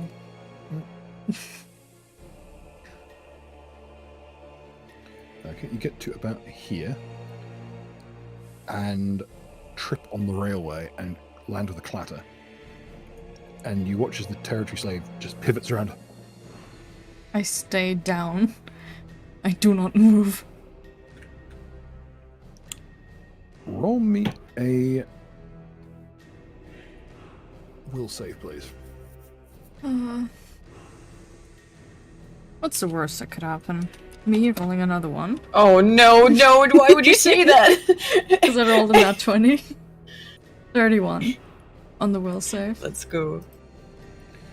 That was tempting fate though, Penny, and you know it. As you hit the deck and hold still, your new Darrow friend walks up and hurls a pebble down the corridor and absolutely nails this kobold in the back of the head, sending him sprawling. Quickly. Those words were said in your head. She Uh-oh. skitters. In fact, you On the don't ground. think he's ever spoken a word to you. Oh god, I You look think like this Oh creature god, I look has crazy. telepathy. I'm talking to the air. I will. It suddenly strikes you that this creature's never crawl. actually jostled. As he's... I'll let you just skitter across the floor. Okay.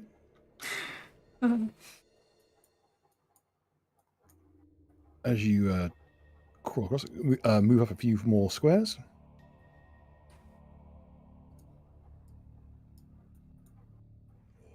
You may move up 3 more squares. Oh.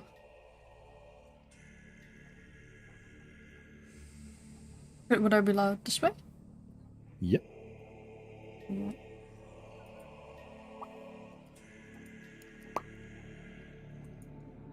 Means another stealth check, I believe. Slappy! Is it? This Is isn't it ours? Slappy. Oh. Dappy. No, don't call him Daffy for fuck's sake. Huh? I'm getting an N-dubs reference in this chat. What? It looks like Dappy is something, Dappy is an very unfortunately, shall we say, strange UK rap artist. Oh. No, I was just trying to make a joke. If it's not Slappy, it's Dappy. Rhymes. You just gave Bill some kind of weird flashback, though, I think. It's not your fault. It just caused trauma Could to resurface believe for that- Bill. You could believe. Could believe Say again, Mark? Dappy was like, it would be easy to believe that Dappy was Andrew Tate's little brother or something like that. Like, Yeah, that's actually very accurate. Like, vibes. something's not wrong with that lad. But this is little infant kobold who's just stood right there, looking right at you. I will pull out Slappy, who I believe I might still have under the hat, or I might have given to Aiden. Yes. I believe you've still got Slappy. I will Yeah. show Slappy as a sign of friendship. Sign of peace.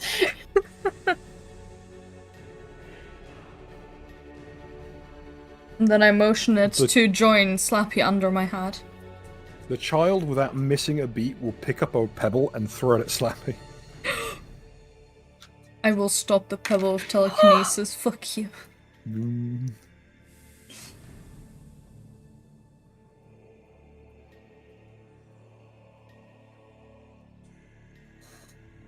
Why would he do this?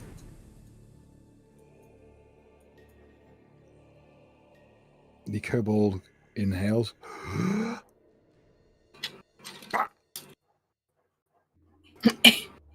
Can I just And he shut... scampers off into the wall. Oh.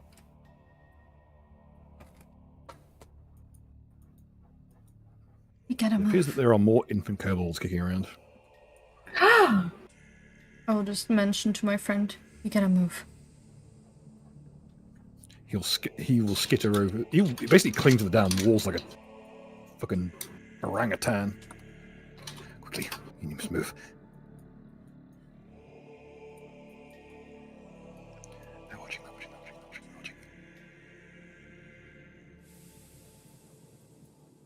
I move with and I will roll stealth. Please. Oh. He gets up to the cage here.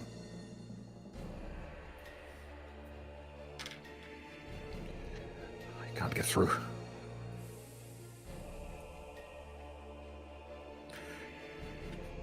If I break it, it'll take me too much noise, and they'll see. They'll see and they'll hear.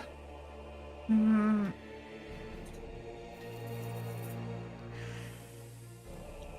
Would Albert be able to locate Eris? Yes. I mean, But he will run directly to it. what range of telepathy did he have again? Quite more than 10 feet, which means he knows where you are. Oh, he's already moving. He's moving. I do believe... Eris will just say, good boy, as he arrives. The rest of the party, you can regroup with Eris if you so desire, and you Yes. can follow Albert's actions. Albert probably would have That's barked it, at if you- people that's it, for if- attention. If Well, I guess we have to Albert's walk talked all the way the, around, but still, yeah. Gentleman, you may also do so. As he's stood as pure, still stood as pure as day. Just Vibing. Does his armor look to be made of stone or metal? if you didn't know it seems to be worked metal. It looks like a chimney. Oh, Yeah. It smells like one too. It seems that your armor quite inhibits your movement. Would you need any help with that? So, No, that won't be necessary. are you sure? Suits me just fine. I wouldn't worry. You got much more worrying to do ahead of you, so I wouldn't waste it here. There's no skin off my back. So, someone's got to be looking out for you folk. All right.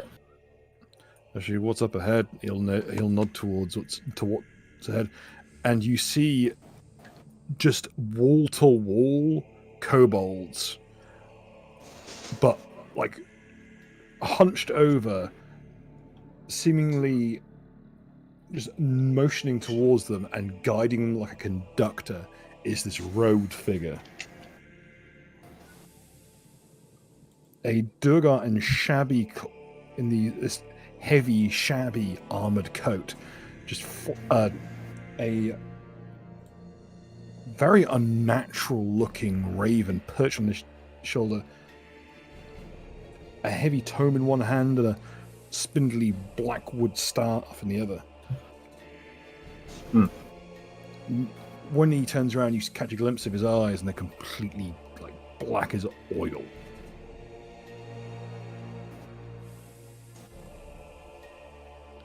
The way he moves is unnatural. Far too much grace for a creature of his stature.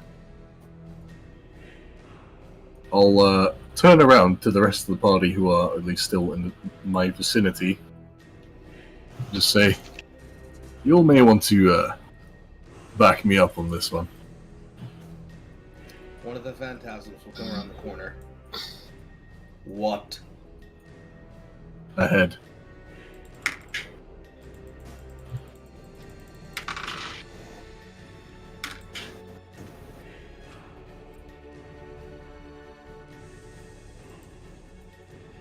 Exactly how far ahead?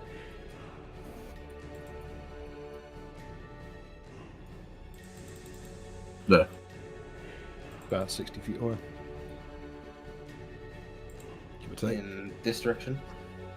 Mm-hmm. Yep. Around the corner. Phantasmagorium.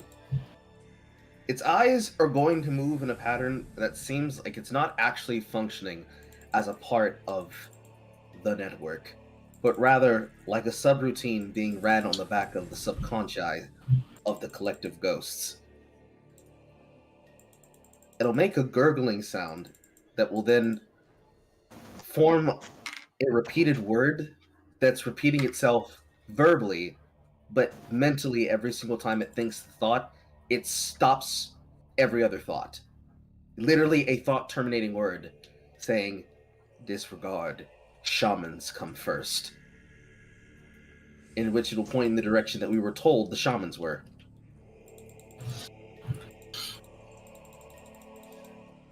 I already checked that.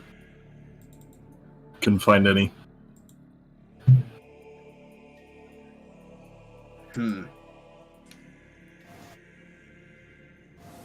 It'll turn backwards. Then it'll turn back around again. It'll open its mouth. What do you mean you didn't find them? Well, go have a look for yourself.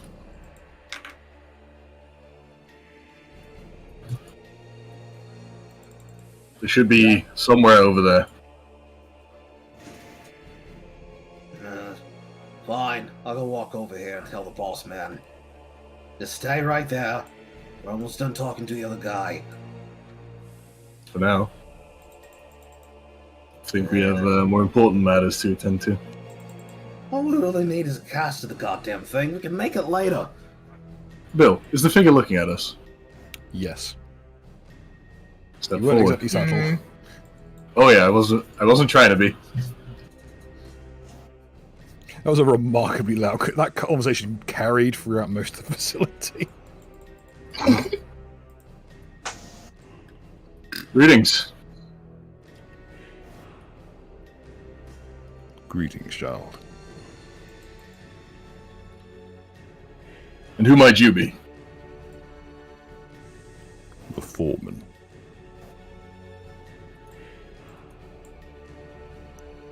The foreman? The foreman of these mines. I mean, I'm not there, but I'm just asking for clarification. I take it you are one of the Durga. Indeed. I'm of the favored kindred.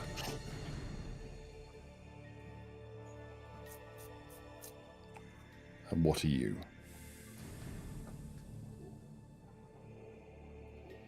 I see the blood of slaves in you, at the very least. Come to I am a Vaz. to hold. Whoa! Of the Church's Guild. And I'm here to get the fuck out of here. Surface dwellers. Correct. The ghost walks up behind Baz. Hello? Hi.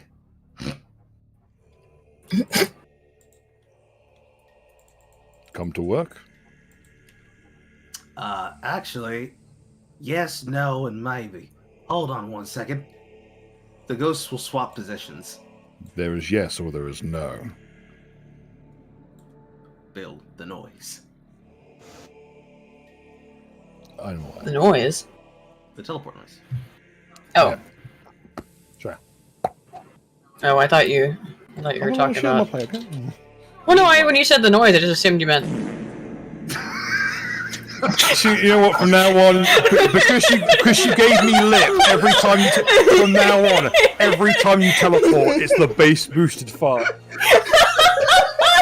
Until I feel you fucking made up for it. Fuck's sake. No, this is Aiden's fault. Oh, you want to try for It this? is. Because we can give you an upgrade.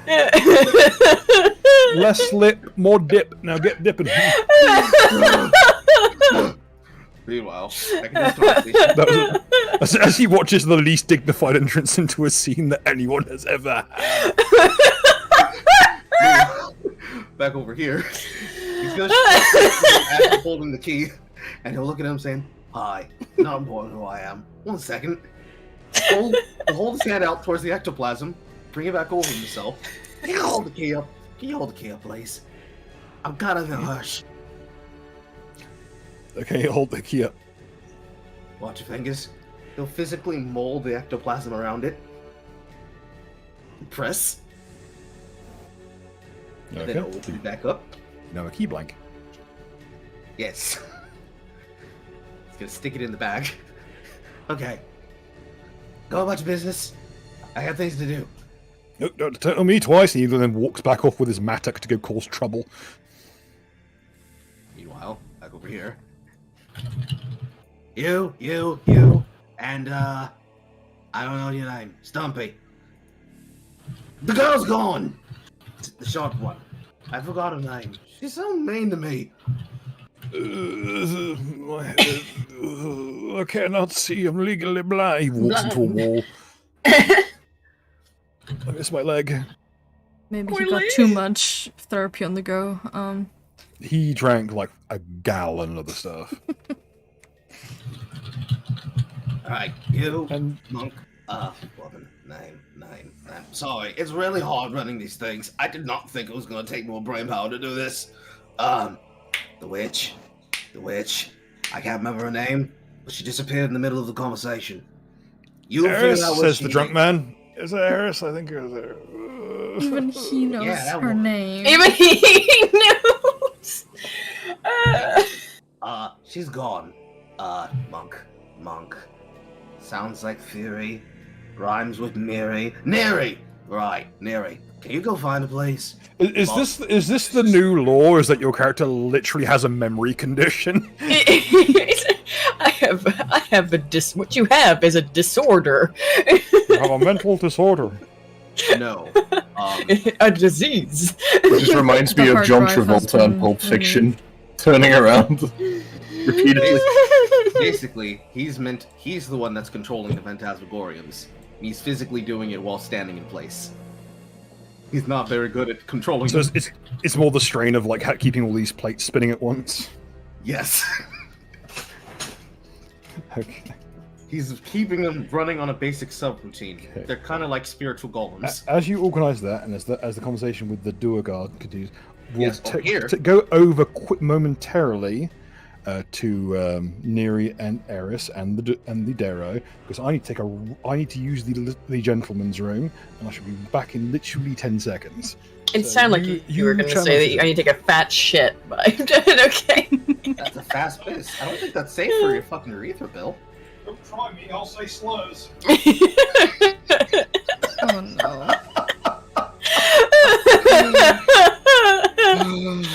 The thing is that he's not lying. He's not playing around. Oh, how's it going, everybody? I'm glad that we have your new teleportation noise figured out. I Oh still love boy. you. I don't want to get teleported again. Well, if you do, you know. I don't know. Just imagine you don't even get told I that love you're how about long to be it teleported. lasts. That's my favorite part. The reverb in the caves. Whoa, Penny, what did Chase in Texas do in the chat? I saw you deleted quite a few of his messages. Is I it just not something you want to talk timed about? them Okay. out. They said Chase, they just were be good. gonna leave because they were getting upset with people in the chat. And then Okay, they everybody calm put down. some weird N-word thing, and I was like, okay, buddy, go to Oh, bed. about the N Tower. Was it meant Give me for- Was okay. it meant for me? I Was the no, N-power no, meant no, for me? it's not I even know. for you. I think it was. It wasn't even for. It wasn't even for you. It was untargeted, and I just Bill was like, teleported nah. back. Like imagine that in a situation where somebody drops that bomb and it's like, this is word. It was meant for me. No, it's not for you. It's not. This is not the N word for you. It's not the N word you were looking for. It's in another castle, Carl. Your N-word passes in another castle. No, sorry, more but like when a person- it's one thing if you're gonna say you're gonna leave and like stop before someone gets upset. You're fine. but then- Everybody, chill out. Everybody, be pleasant. It's like when you I'll get put it situation just in and someone- players' chat. And I just didn't want to deal with this anymore because it keeps distracting me from the game. It's like someone points a finger at you in public, and they basically say what is the equivalent of like a psychotic mnemonic phrase to make you go berserk. Yeah. This is what happens when black people hear racism. Wait till you get a load of me.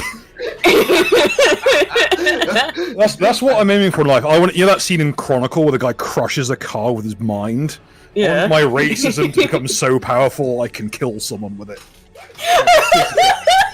You know how like the Hoteps like to talk about like the psionic like racism fields? Yeah. They're Sonic. I want it to become so powerful I can physically manifest it in 3D space. How does I want racism it to typically manifest in manifest 3D like space? You just manifest a clan rally around you? Yeah, it's like a clansman as a Like a stand. fucking stand? And it chimes in the wind. Bill Stan will be known as Hugo Boss. It will be dressed in the finest of German fashion. Absolutely. When he points his finger, it will utter the most guttural, personalized insult based on the. No, this is my stand. Strange fruit. Yeah, an evil mirror pole reference. Yeah, we'll go with that. Oh, fuck, dude. He will swap places with him, and when he comes back, he will finish his sentence. Yes, we can come here to work. Maybe. I can only control so many people at a time. But first, no. I'd like to know what's happening here. The great work is happening. Eagle motion to hand. Soon our work here shall be complete and we will move on to the next. Ludum will take a quick look over the bass. I don't know what the fuck he's talking about, and I am way too annoyed to ask. So, Do either of you want to roll to know anything about the Duergar, sure. culturally speaking? Sure. Dungeoneering, nature, or geography? Or religion, technically speaking. The Duergar have a fairly unified, society. What was the other one? Religion, nature, dungeoneering, or geography. Again, everyone gets geography focus for free, so. Alright. Smoking gun. Thank you. Would I at least know about their relationship with the concept of toil? Yes, that is pretty well known. Yeah, with that much you know. They worship their god is a god of toil, and the highest ranked of them are called Dvaga, who are. They want to elevate themselves to the point where they act like machines. A Dvaga, you can literally plan the psychology of Dvaga like a spread, like it's a flow chart. They are completely obsessed with the idea of work and toil, and to be able to affect the world. Whereas the dwarves value labor for what it produces, the Duergar value labor as an end to itself. There is an old saying, when every surface is smoothed and engraved, down to the smallest pebble, engraved with myriad of eyes, the Dvaga will consider their work here done and move on to the next place.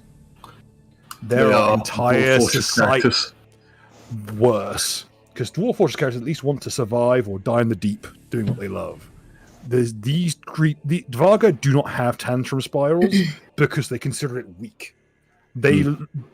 When they only, for instance, they have fel moods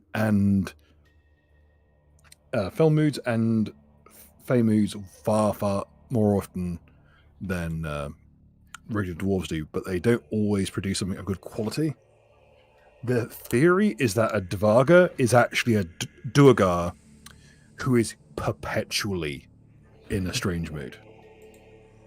And that is and the end goal of their species might just be to craft the planet into a masterpiece. Oh, it's the And then they will Dwarf Fortress uproot and strange they will, mood. Yeah. yes. And then when they are done with this planet and every single surface is perfect, they will leave and go to the next one. They put no worth on anything but toil itself. The grind. So, They're I Sigma may- dwarves. if I may ask, who do you serve besides toil itself? Perhaps introductions are in order. He seems quite jovial with you because you're actually entertaining him rather than just doing what everyone else does, which is whinge about slavery bad. He seems to like you because as a result of it, especially since you're part, he can tell you're part hobgoblin, and Yeah. Duergar love hobgoblins because they make fantastic soldiers. Okay. I am Cargus of the House Rageward, serving.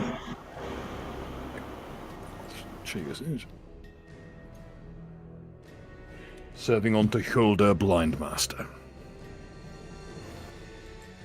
Serving unto the tyranny of echoes, beneath Emperor Hammerhast. And you would be? The name is Baz Oke. Half troll, half hobgoblin. Serving as, I suppose, an agent of the Church's Guild of Lycia. Excellent. A pleasure to make your acquaintance. Likewise. I trust my compatriots have been treating you well.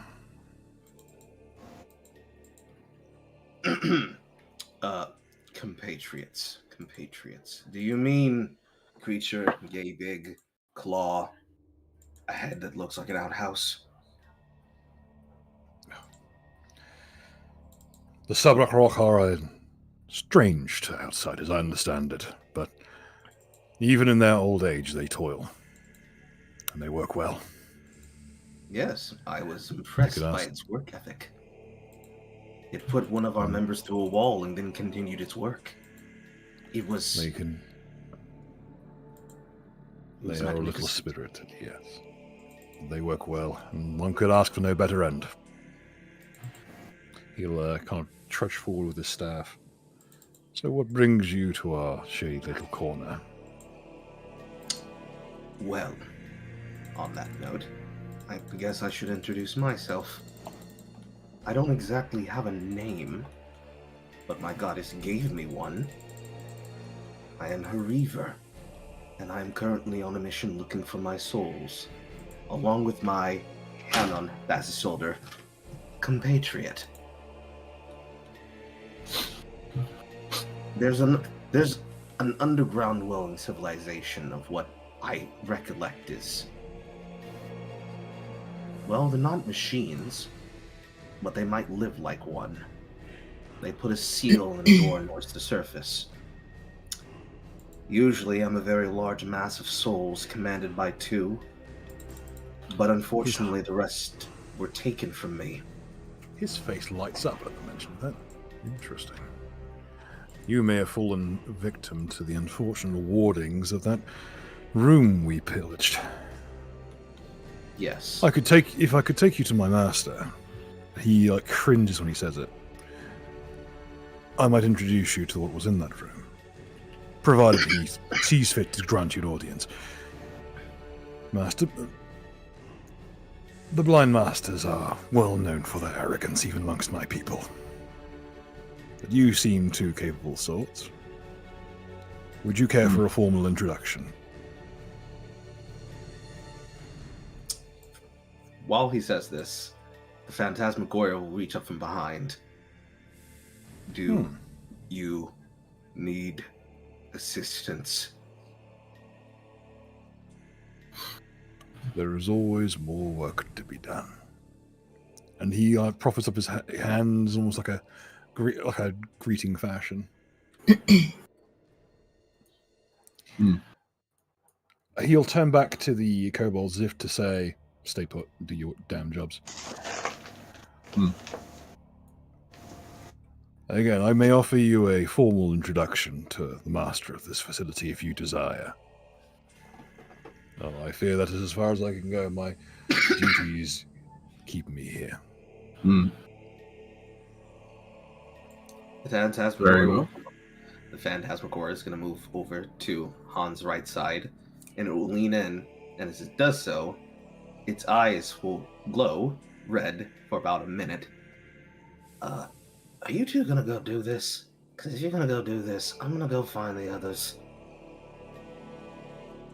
You should. Right. And then he'll look over at the hand. It'll make a kneeling motion with its eyes, and then get on both knees, as though it is praising Baz's hand, physically putting its hand on its face. Ignis. If anything goes bad, burn this fucker to a crisp. You get a sensation of you don't have to tell me twice. This body's expendable, but if we don't need to fight, be diplomatic.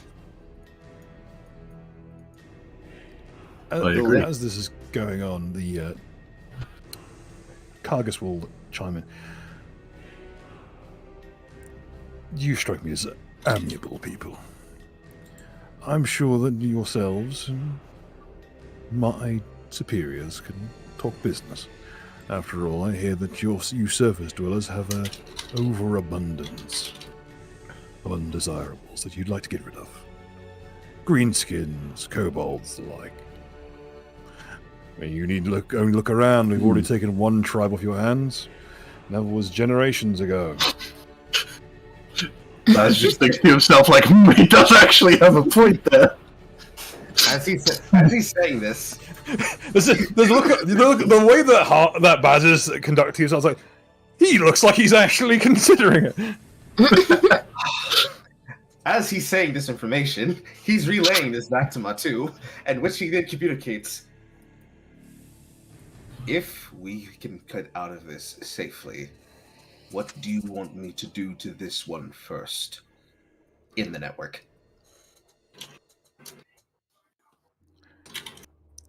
You get the rest back. He's a brute, but he's not the main problem here. So he's an underling? He might be vicious, but I know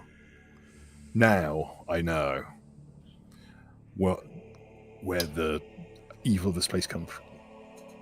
So, But if everything goes south, how do you want him died?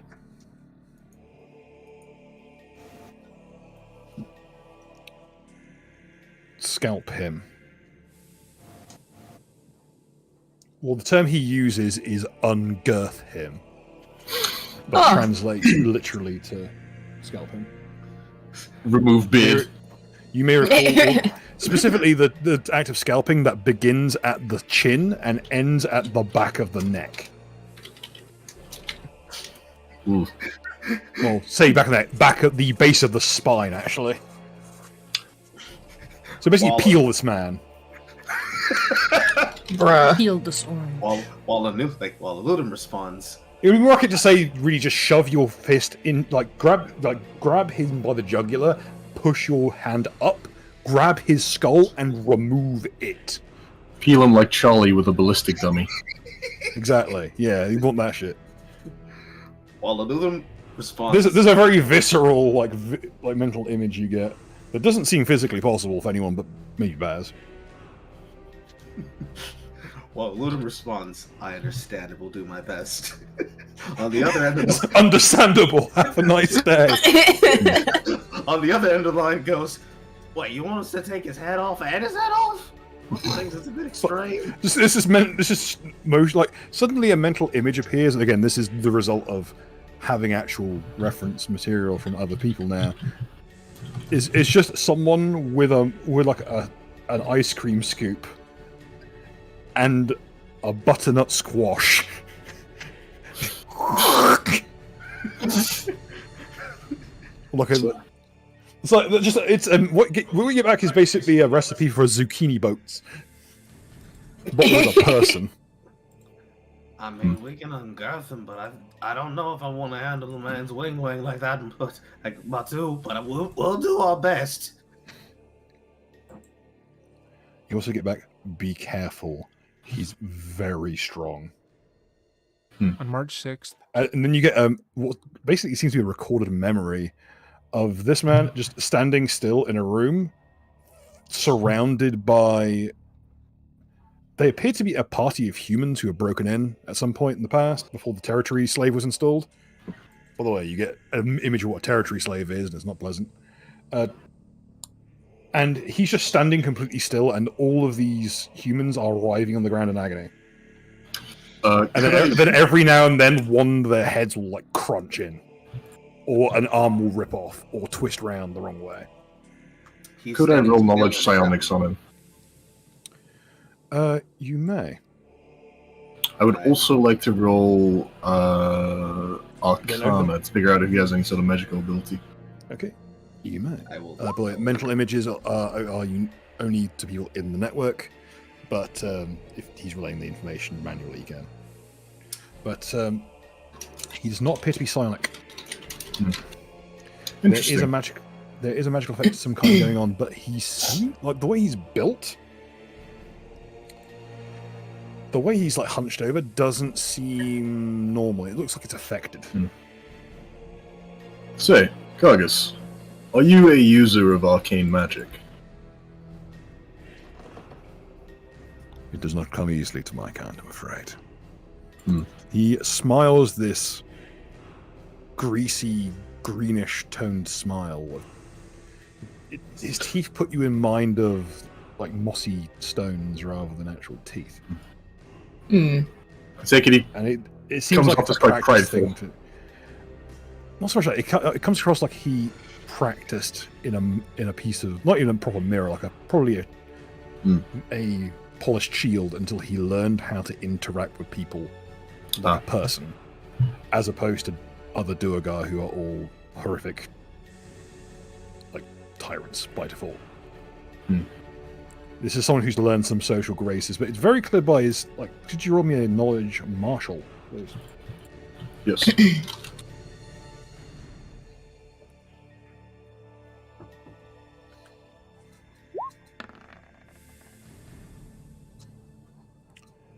Judging by the way he moves, the way he moves is definitely an act. He is a lot more sturdy than looks. He does not have back problems at all. Yeah. He appears to be the picture of physical health. But he's see. Walking around with a cane with a book, probably to try and pretend to be a caster. He's a Mr. Welch type wizard. Yes. I see. See, that can mean many things, because there's like 4 different entries on the list alone. But you get the feeling that he just dresses like this so he can beat the shit out of people. I respect it. Respectable. Yeah. Would you and your compatriots, and the way he says compatriots seems like he's referring to someone more than just you 3. Care for a formal introduction to the manager of the site. Very well. Yes. In reaction to the question, the ghost will walk onto the ceiling again normally, and then will snap its fingers in the direction of the Phantasmagoria, saying, "Come!" And it will trudge forward slowly. And then Surprised we'll you, the Thank God. restraint you must have had to have not just thrown an ectoplasm everywhere at that reference. It will then kneel at its feet and ask, "May I shine your shoes?" There is no need. We have things to attend to. He'll walk Can I past. shake his hand? You know. Can I also shake his hand? He'll clip the grimoire. Everyone's trying to shake this man's hand. He'll move his stave to his offhand and shake both of your hands. And the sensation of complete discomfort that washes over you when you do so is profound, and it kind of leaves a mark on you a little bit. Can I make There's another some kind- knowledge martial check? You may.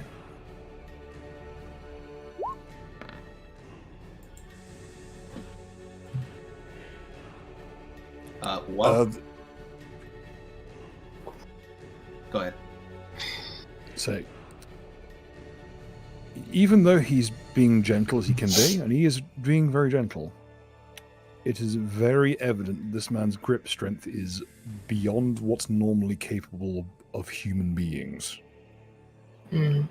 Whether that's a quirk of his physiognomy as a Durgar or something different is not really something you're aware of. But it is very abundant. Do you go for like the regular handshake or like the Lapa handshake? Like the one where you grab the forearm. That one. Yeah, the one. That's the Lapa one. Yeah. You can't, even with your hands, you struggle to reach your grip all the way around his forearm. I go for a diplomat's handshake, and at the same time, sense motive, perception, and Oh yeah. as I'm attempting to do so, he will be conversing with me, and I will ask him a question, which is, "Do you know what I am?" I'm quite aware, don't worry. Question is, do you know what I am? And the sense of Nat 20 will let you know this. As you look him in the eyes, there's a glint of something else in there. Mm. But not like he's possessed. But he's got someone along for the ride. He's Ah. a little friend. Would detect evil show anything particular? Your eyes hurt. It's like looking at the sun. Put on your goggles. The goggles do nothing. Oh, Fortunately, it's always on, so it'll be like that. I'll just have to. Only for this one moment do you get a glimpse of it. It's like getting flashbanged because it's just it moved. Something about the way his clothing moved made it do that. I'm not sure what it is. I think it's something on his forearm that crept through. In that case, I will tell him, "Greetings to the both of you." A canny fellow. I shall show you to my master and the engineer of this place.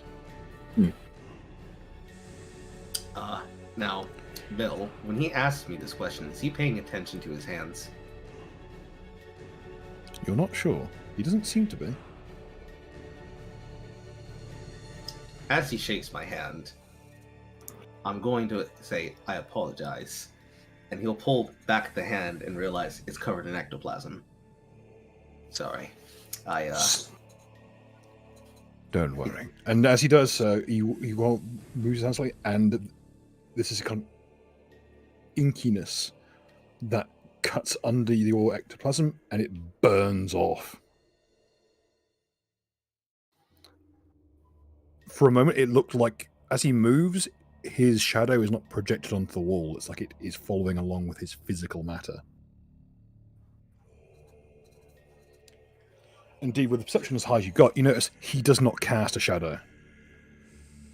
Hmm.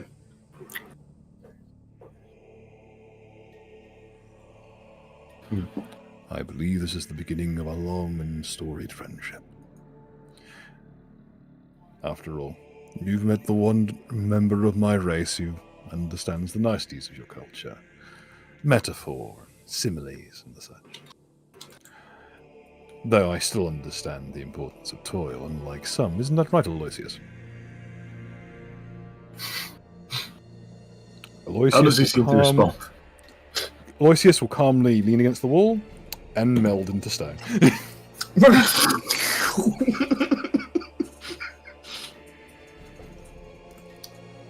Phantasmagoria is going to bring up the rear and is going to tap Morse code on Han's armor. Specifically, this thing is not physically here. Whatever is in him is in his shadow, and it is aware of all of us. Back of Baz's hand, man, this beat's good. Yeah. Goes hard. Does Baz go know down. Morse code? Yeah, does Baz know? Baz doesn't know Morse code. Baz However- barely knows common. He does. He Actually, I does have touch telepathy. So it's basically. Oh, see, there you go.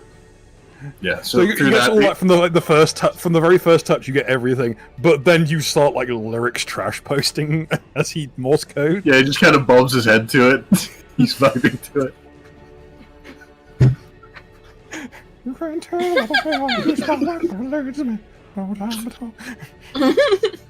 We will follow the creature. As we pass by, Mark, what are you doing? I look at Hadion. Ah, the man of the hour. I've heard so much about you. Hadion will take one look at the situation, and he'll put his umbrella away.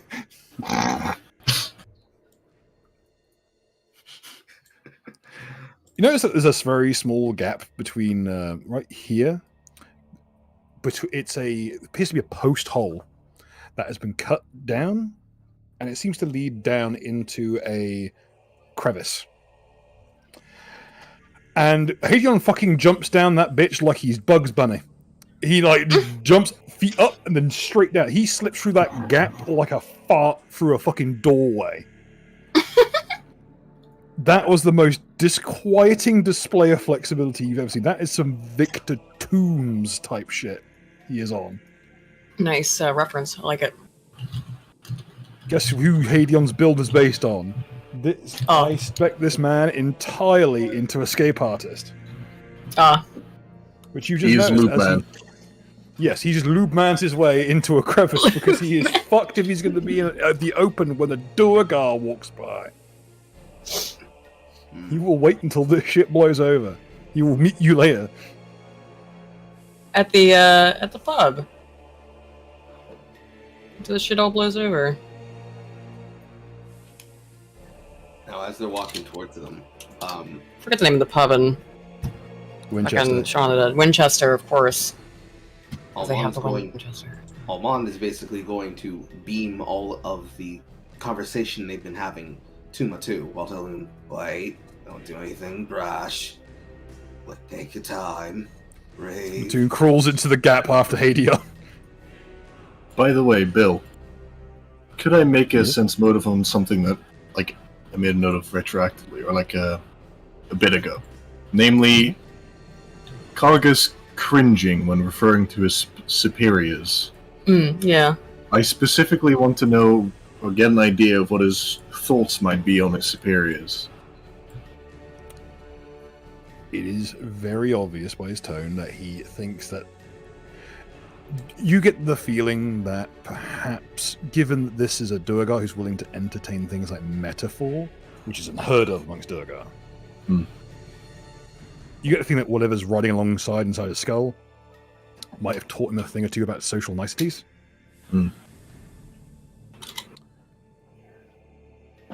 you get the feeling that probably would clash with higher ups in Durgar society, who are very one, they are completely obsessed with bloodlines, and two, they are such firm beliefs in tradition that most people would probably be executed if they did what Kargas here did. Which makes you think that maybe Kargas was simply too much effort to kill. Yeah. That's Probably concerning. why he's working in a mine in the middle of nowhere. Probably on the edge of the Empire, because this is way further than what you usually find Durgar. Also, wasn't there mention of not necessarily flesh crafting, but just the use of magic being very frowned upon in Durgar society? They tend to favor psionics. Hmm. And you notice that there has been clear signs of diabolism here. The massive spider beast was a construct, or rather a fake body made from goodness knows what, into which a spirit was bound. So, would I know that even by Durgar standards, this is very, shall we say, untraditional? Yes, this seems to be like a testing ground for something bigger. And he mentioned they found something up towards the surface in the room earlier. Might be related. I have to say, Kargas, even by the standards of the Durgar, this place is unusual. Unconventional, I would say. Well, we had a great number of people who were more useful on the outskirts of the Empire. Though the practice of executing, not degenerates, so to speak, executing people of a different, not just undesirables, people of a different manner of mind has long since been, it's a discarded practice. It was inefficient. We have found far more resources using them as disposable labor and using them for experimentation, of which this facility is a prime example. I feel we've had it running cleanly. After all, the Shacklethroat tribe have been completely indoctrinated. We haven't had an uprising in near enough 100 years. How did you achieve this feat? When did you take them? My predecessor, in my early years, my predecessors of this operation before we took over, it was quite simple, really. A few conversation with the local dwellers, the Knotsmen, and the rest was history. You see, the Knotsmen are people cursed. They sold their souls and the souls of their children.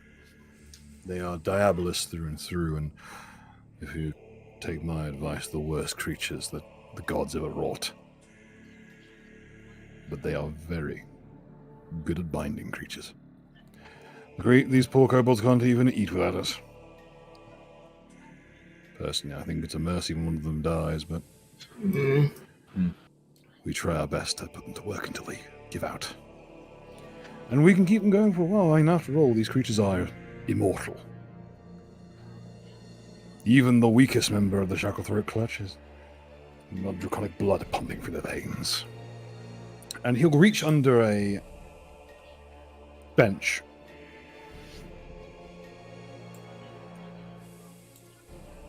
and retrieve one of the infants. And he'll take out a large bronze dish that is from his pack and places it down. Observe. He'll kind of toss the child quite lightly into the dish, and it lands with a slight, No! And with the motion of the hands, this is intake of magical energy as the dish fills with what appears to be blood, but it's often in coloration. And as it fills with this liquid, the kobold visibly ages until it's a fully grown adult kobold. And then over time, it seems to get It seems to get older and older, but as they're draconic in nature, they don't get any weaker. They simply grow different in coloration. The shades of their scales change to a greyer tone near the edges, and more of the liquid builds up until eventually the carcass will just simply shoo away the creature, who falls into kind of a heap and slowly, quietly crawls away like a wounded animal. And he'll take a bottle and tip the dish so that it fills the bottle. It seems to be like a large jug one would normally use for alcohol. Here. To friendship. He'll hand you the bottle. Is that an alchemical reaction or a magical one? I'll appraise the bottle. Chemistry is a bit of both. It is a... Do you have alchemy? Yes. Yep. Roll it. This is a...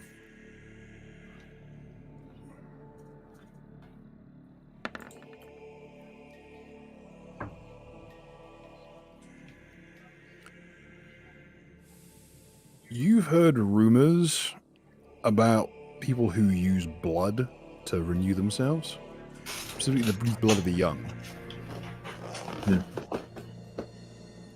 This seems to be that concentrated down to a pure form.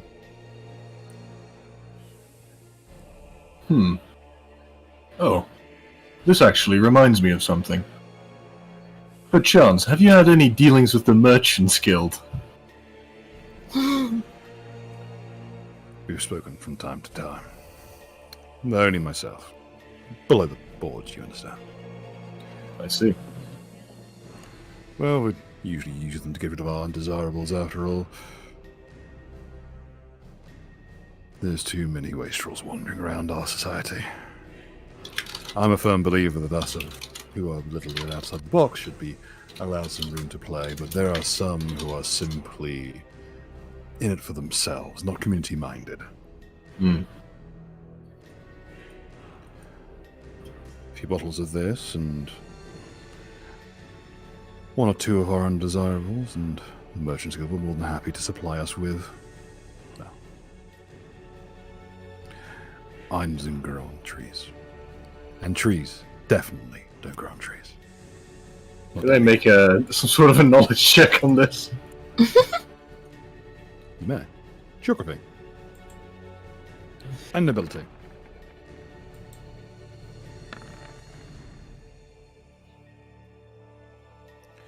Okay, the turn of phrase, trees don't grow on trees, not down here at least, refers to the fact that in the subterranean climates, fungus is the only real plant matter that survives. And these are wooden timbers. So you get the feeling that somewhere in the Empire, their Empire, is someone who goes to the surface and buys a bunch of wood specifically from some humans. You're not sure whether it's official. Probably isn't, because being caught dealing with the Duergar, who are notoriously vicious expansionist bastards, who especially love to do things like wage proxy wars with the Drow on the surface, when it's theorized that the Duergar are heavily involved with the reason the Drow cause so much trouble. Well, it will probably get you strung up from a lamppost. That is very good to know. Also, so it's Eisengrow, right? Or something. Pardon? The name of it. It's Eisengrow. What did you say, Eigengrow? Oh, the Eigengrow. Oh, the Eigengrow are a different beast entirely. Yeah, that's what I initially heard. So... No, I didn't name it specifically. It doesn't. He has not given you the name for it. I think your brain just went to like, oh god, is it this shit again? Those of you who watched City of Seven Seraphs, I'm not sure if that episode even survives. But yeah, the Eigengrow are a subterranean species of bad fucking news, is what they are. I'm not doing the Eigengrow plot again. It was too fucking awkward. Too difficult to implement. But if you want to roll a praise on that dish or its history, you may. It's also a history check to identify it. Because that is a Very rare cultural artifact. Not from these people either. Traditional. I will attempt to aid him. It is poor. Enough to give him a +2, which is enough to give him the name.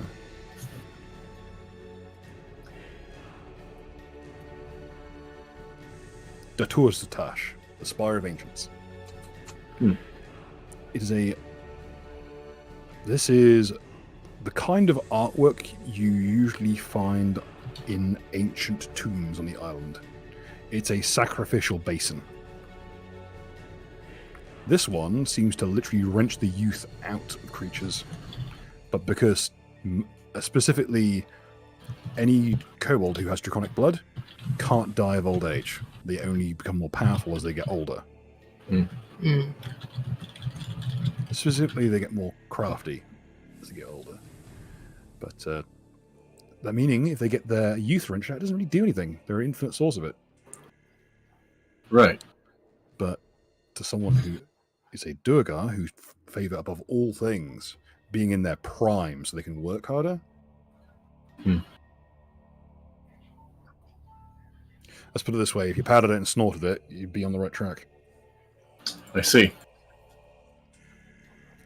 But just sipping it neat or injecting it will work just the same. As they're walking, the ghost will teleport ahead of him and stop and think, have you done any recent trading for wood with a particular fellow who might be yay tall, yay big, might be a little bit loopy in the head? Do you have any idea how little that narrows it down? Ugh, goodness, I made a mess again. So ever since we made that thing, it's been making messes more than it's been making workers. How does the member of Bad Manners react to the Durgal's presence? He stays completely still, and he just walks straight past. Just give him a wink. You notice that he is zipping up his flies like he was taking a leak before he left. The Phantasmagoria will follow up behind him and tell him, listen. What does he think of that mess? There's a big pile of molten slag on the floor where the machine used to be. Yeah. Oh well. He'll take open his book, flip through the pages, and with some wave of his hands, the injured kobolds start to get back up. Could I make a knowledge check on what he just did? You may. Alright. Arcana? Spellcraft. Spellcraft. Alright. I will try to assist. Oh, you know precisely what this is if it was a 25. That was mass animate dead. Uh-oh. Though he himself didn't seem to be manifesting it. Didn't seem to. Mass animate dead is far too high level a spell to cast from a wand or even via a scroll, unless you were a powerful caster and none of yourself. But with a wave of a hand and a flip of a book page, he managed to cast it. So he's either a very powerful caster or has some other means of casting. Oh, what a dreadful mess. I do so hate the smell from these sconces. Ah, one of your friends, I trust. So, Correct. Hi, Aris. Yeah. Hi, Neri. Yeah, let me get that. We're going to have a meeting with people. He'll reach out a hand and the door will unlock by itself. Eris will skitter out, And and she will motion for her friend to come with. Yes, we'll also skitter. Ah, it seems you've made a friend. Hearing a Durgar pronounce friend is like seeing someone pass a kidney stone. She will pet his head and say, "He was nice." You may keep him, he's useless to us. He's been scampering around causing trouble ever since he got here. We're not believers, and some Who, folk Flappy and- or the other one? He's not. I'm not sure if he's even aware of Slappy, but Or Slappy? the- What the fuck? the Now I'm Darrow, confused because we whatever. had the. Slappy Dappy. Maybe you shouldn't Dappy have named the Flappy? new kobold child Dappy. Don't No, worry. I forgot. Maybe you have- should not. Put him in the bowl. Dappy, I like Dappy, and it's fine. Into Don't the put him in the Super bowl. Don't Bowl. put him in the bowl. Don't put him in the bowl. Don't do it. No. The ghost is gonna teleport next to the man and look at what it assumes is its face, while the Phantasmagorium is going to politely, yet very sternly, try to guide the girls physically away from the Duovar as they're walking past. He drifts as easy as the wind breezes. Does he actually step on the ground, or does he seem Yeah, to he steps almost on the ground, glide but over? Right. he's just so light on his feet. Hmm. He kind of figures that you know what his deal is. He's Yeah. not. He's seen how you move and the armor you have. It's like, yeah, we're all on the same page here. Yeah. The Darrow will jump into one of the minecarts to stay safe. While they're moving past, my character will quickly, through the three of them, It will Also, quickly- just in from Mechanicus on duty for 20. I gotta go seeing as property is theft. Let's help Comrade be a better commie. Comrade's identity and intellectual property rights have been stolen by someone back in town. Based. And then another from Cold War Mech for 20 saying accident prone. I don't know what that refers to, but thank you. To both of you. Bill might know, unfortunately. Based Oh, in Soviet check. build. But, Check my notes. Comrade's identity and intellectual property rights have been stolen by someone back in town. It's our identity now.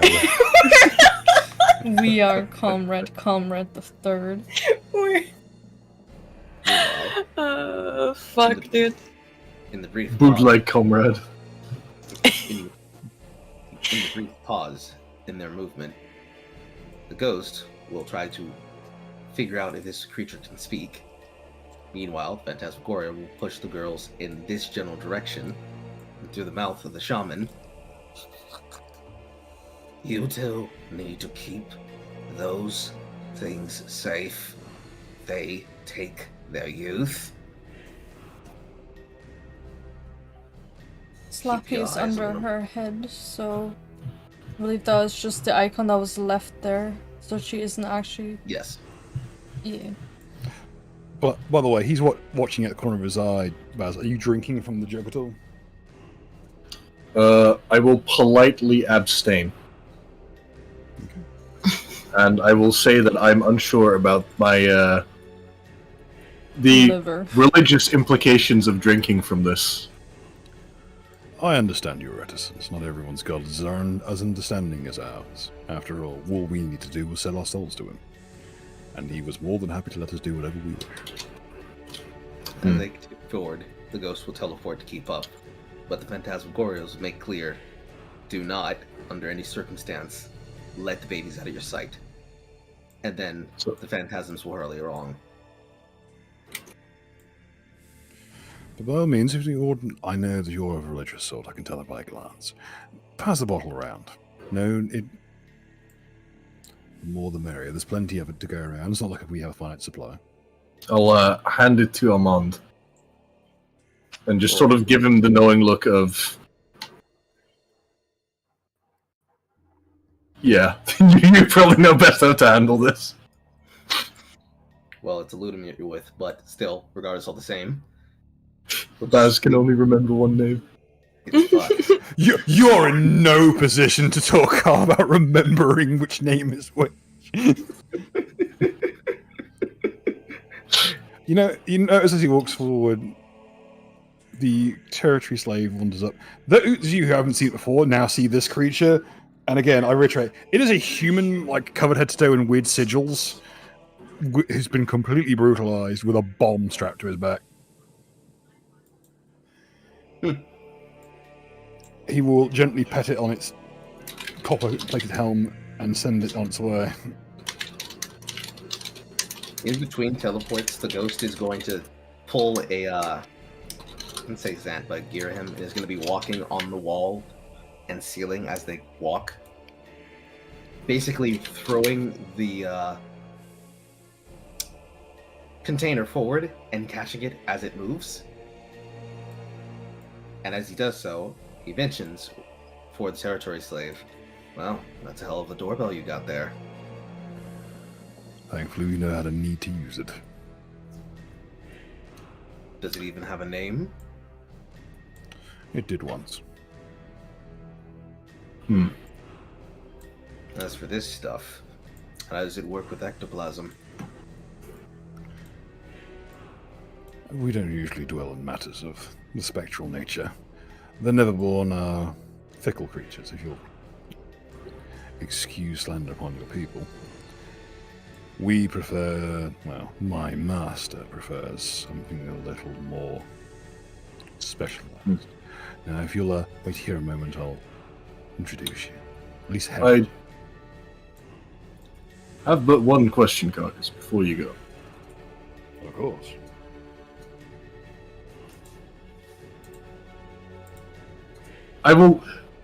Could I roll a diplomacy check, specifically without saying anything, to try and figure out the politest way that I could ask him what he thinks of his master?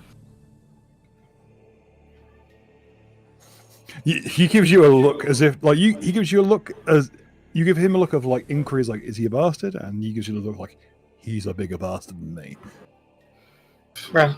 You notice he didn't like looking at the territory slave. He kind of found it pathetic and acted like it was beneath him. Might as You well get make the a note of feeling this. that all the weird... You get the feeling that he specifically has not liked anything to do with spirit binding. Noted. Which is odd, because he seems to be bound to one himself. However...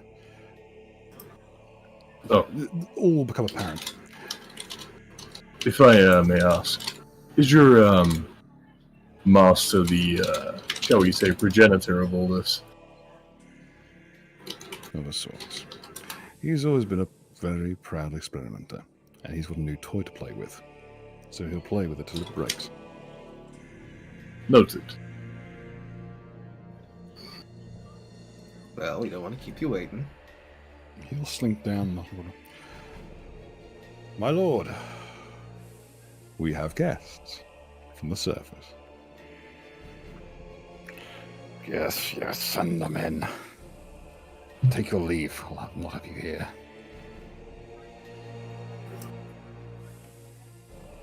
Do go in. And he'll just quietly slink through. He slips past yourselves and the kobolds with ease. Do have fun there. And enjoy the bottle. It's yours to keep. Consider it a act of charity for my house. The Rachel clan are perhaps a little bit more accepting of you surface types. The Phantasmal. You gives your wink as if to say, good yourself. You're in for a rough ride. Yeah, I just give him a knowing nod. Also, is the rest of the party following up with this? Second question. Yeah.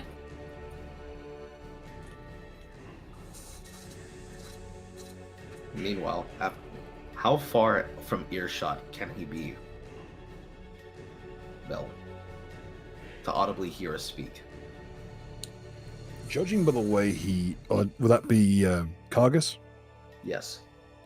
You get the feeling, judging by how he spoke to you earlier, that he has a naturally wide, breadth of perception. You think that if he's even in the same wing of the dungeon as you, then he's going to hear you.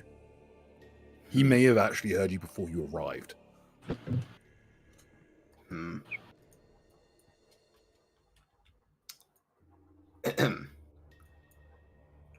The ghost will take the bottle, open the cap.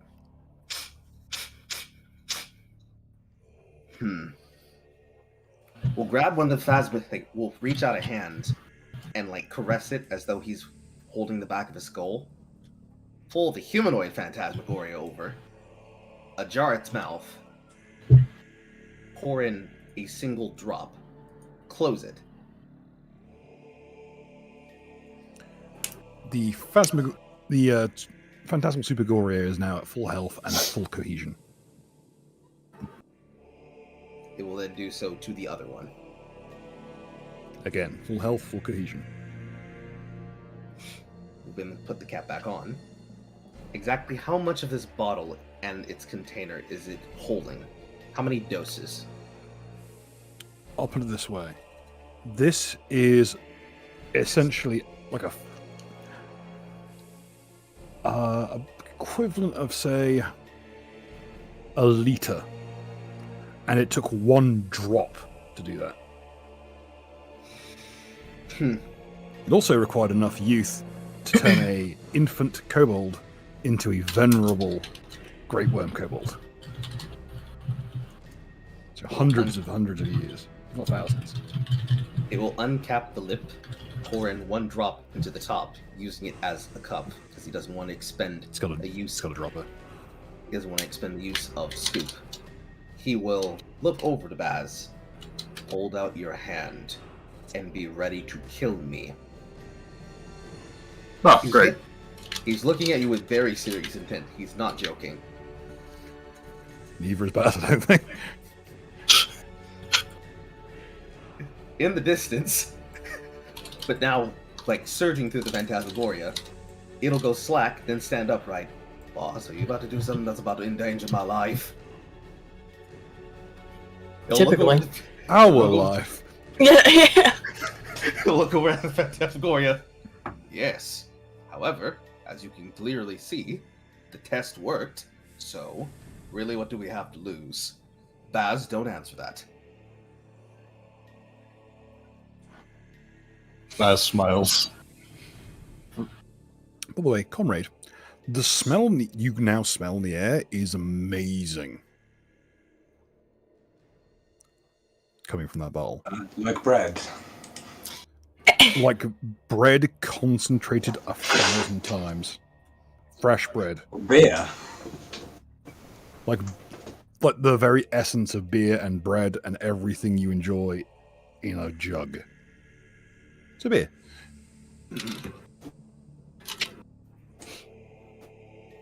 You haven't eaten since that guy. You haven't eaten since that.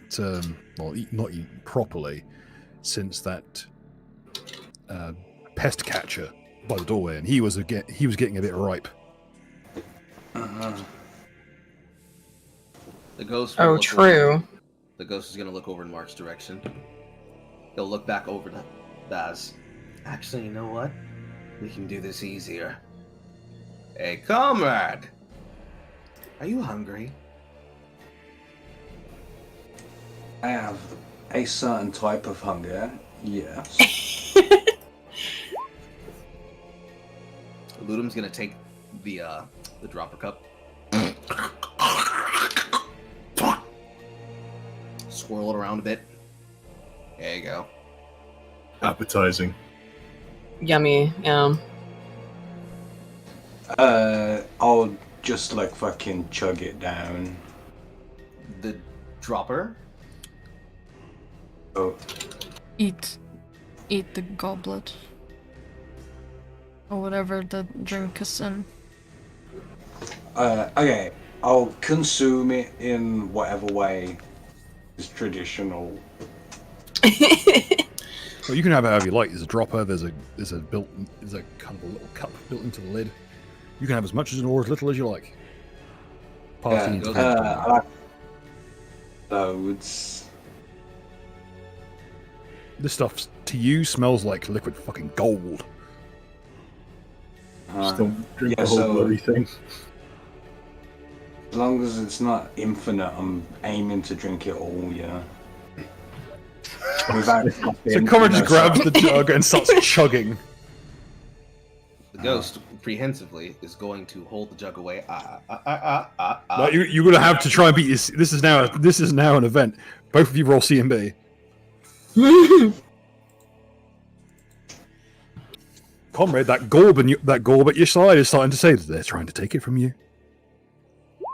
They're trying to deny the proletariat. Sadly, neither of you can roll worth a shit. I just sort of nudge one of the mindless kobold slaves, and I just like mutter to one of them, like, "Can you believe these people?"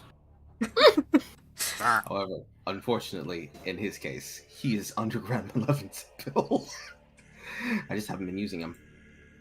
To be honest, you beat CMD. You beat his CMB, but you didn't beat his CMD. So both of you are fucking worthless at trying to stop each other from drinking, apparently. So now there's just like adrenochrome going everywhere. Lord have mercy. Phantasmagoria will fizz. A drop. Let's just wait. A kind of a cup's worth hits this one here, and there's kind of a gurgling noise that drains into his mask, and.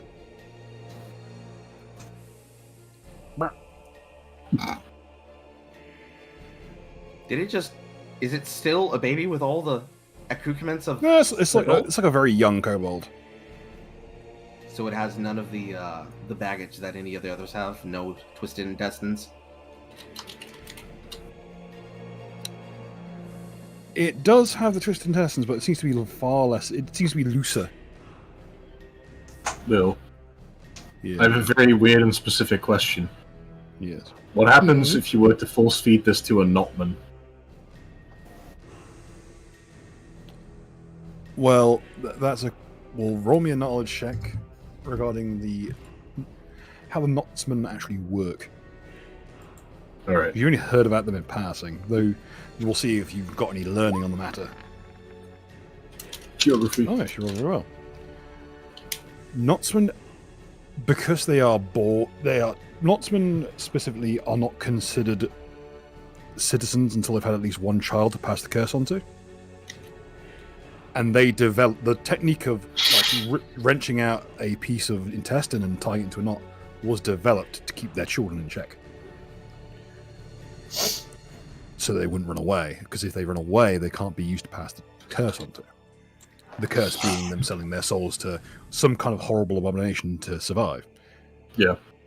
So reducing one down to its child or young state might actually make them significantly weaker because as Knotsmen get far stronger in older age, they tend to get more healthy, but they tend to get more racked with knots in their flesh. As the curse of the Knotsmen is that to have a society completely based around the predation and abuse of each other, but cursed to always refer to it as the best civilization possible, but every time they lie regarding it, a new knot of flesh and bone twists into their form, racking them with pain. That's why Knotsmen only wear loose-fitting clothing, if any at all, because they can't wear armor because it hurts too much. So are they just the Roma? Not even the Roma, because as bad as the Roma are pretty bad, don't get me wrong. They got kicked out of the Punjab region for fuck's sake, but even they would struggle to keep up with the degree of pure strain evil that the Knotsmen have built into their society magically. Bruh. Alright. Right. We should save some of that stuff in case we ever run into a Knotsman. That's it. Could you... Yeah, good idea. That's the... let's see, what is Comrade CMD? Let me quickly look that up real fast. Yes. Try and navigate. This is tricky.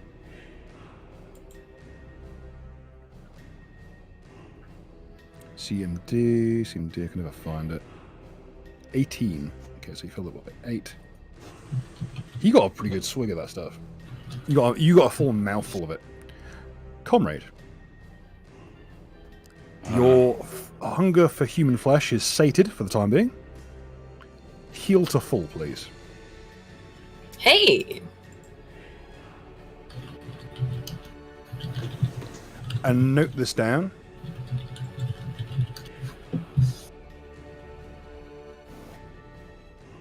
Until I note otherwise, please note down these bonuses. A +2 to all physical stats. So, strength, con, and dex. Nice. And Yeah. regeneration 1. Bruh. It is stopped by silver. Oh, my old enemy. Also effects that would bypass DR, bypasses regeneration. But Is that until last one, the sorry? last one was regeneration to everything but silver. Oh, yeah, I got that. Oh.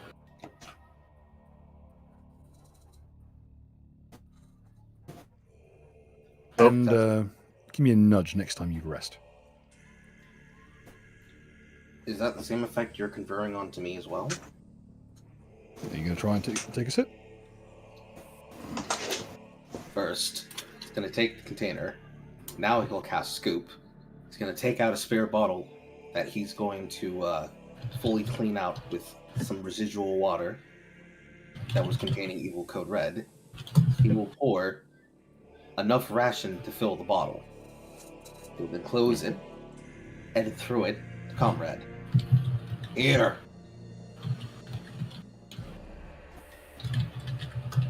Then you gotta imagine what's left from the struggle. Thanks. Like, put it in my pocket.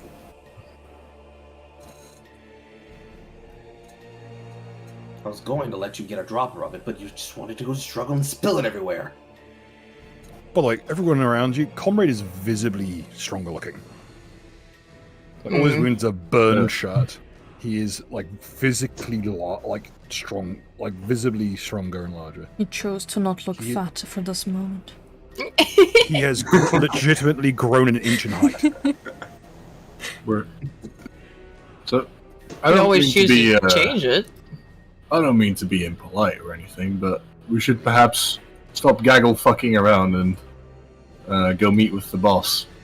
Or their boss. Yeah, to everyone else around who Probably. has not taken into consideration what's going on. Essentially, you've all sat around outside the principal's office, drinking bottles of fucking Fanta, whilst he's been specifically told you are here. Yeah, waiting Yeah, for I us and was probably gonna say. hearing us bickering. I'll As just you join ran back. the corner, as you always around the corner, you're two sides. One, a large, heavily armored dwarf, garbed in very ornate, intricately carved and runed plate armor, which is unheard of down here. You need to moving around this area, kind of area of the deep veins in full plate is unheard of. It's because you can't move with it in it. It gets shredded moving through these spaces, which indicates that this creature has only ever moved through areas that have already been mined out specifically for him to move in, because that armor is absolutely immaculate. What about this guy? The other thing is a large stone statue of a rather lumpy-looking humanoid.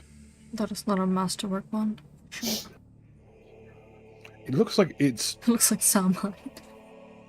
It does look like Sam Hyde. I was thinking that when I loaded it, I thought that looked a lot like Sam Hyde.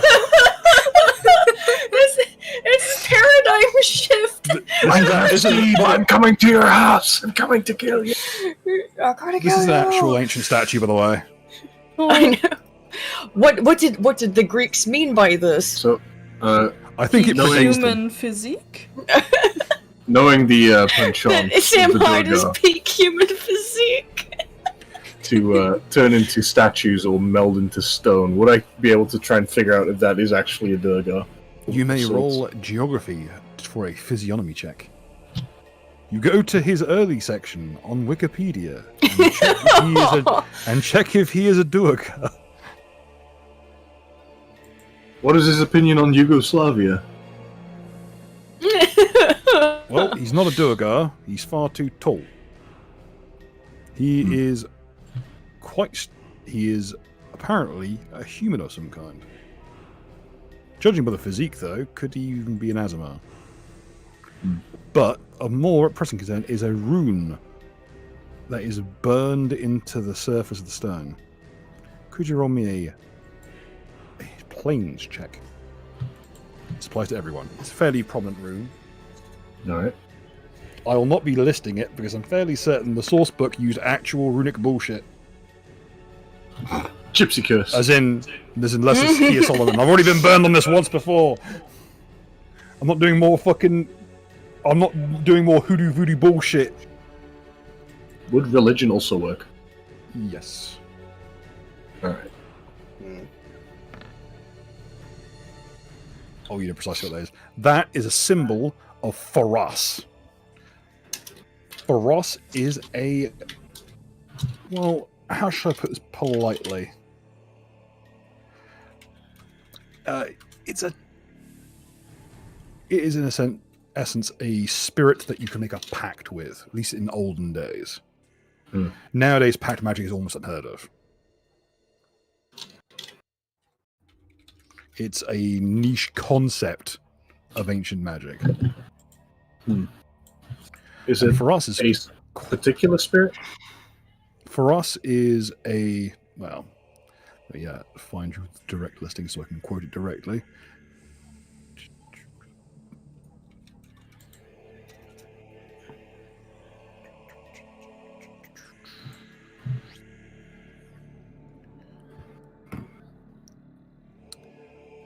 I can never find them when I'm looking for it.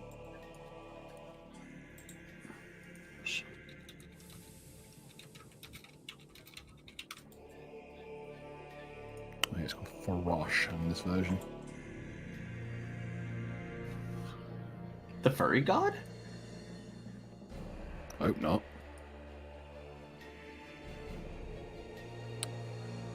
So I had to go on the Spheres wiki for this, and it's laid out like shit because the search function still doesn't work. Yep. Pact magic. Farash, Prince of Spirits. The theory is that Farash was the 10th Archdevil. And he is the creature that apparently originally taught pact magic to mortals in ancient days. He was considered the first of the constellation of fiends. And he's most often associated with things like summoning magic and ravens, and the theory is that the reason that any humans know infernal or abyssal is because of Farash. But what someone can do, if they're bound to Farash, and you'd only know this because you rolled nat 20, is you can summon fiends. So interesting. Putting 2 and 2 together, you get the feeling that this statue, which looks like it's from a human civilization, and would probably have had to have been kept under lock and key in a room specially designed to stop spirits. It's probably what was stolen from upstairs. And it's probably where all these creatures summoned directly from Satan's fucking sleep paralysis have been made from. The Durgard stands up to his full height. He's a little shorter than 5. He's probably about 5'1". Quite tall for a Durgar. Very tall for a dwarf. What is it? More slaves? Or you come to talk business? I believe we are here to talk business. I will turn to the rest of the party as if to say, get in here. Okay, yeah. He is carrying, like a baton, this large, twisted, flanged mace.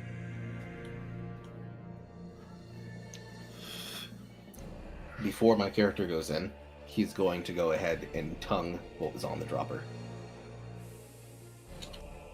If you're down any hit points, heal to full. Hooray. For the time being, your dex goes up by 2. Unfortunately, it's the only effect for you because you can't benefit from regeneration and you can't benefit from anything other than dex bonuses because you don't have any strength or con. Okay. About how much is left in the container? Quite a lot. Okay. About a cup out of a litre. It's not a great deal. It's not a big cup either. You'll grumble, saying, "Fucking communist." Seal it, put it in the bag, deep down inside of the bag of holding. Hope the bread bugs enjoy him. Hand off to the... You go to get bread out in a week's time. A bunch of roided up insects just fly out. There's not It's like you open up your bag of holding to find like a scene from Terraformars going on. You'll have the Phantasmagorias bring up the rear and basically blockade the door. Teleport, teleport, teleport, teleport. Where's the sound effect? How many teleports was that? Oh, excuse me. How many was that? Well, let's just...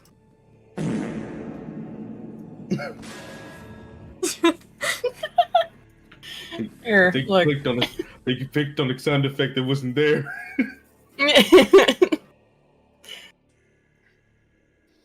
No, the clang was him turning around.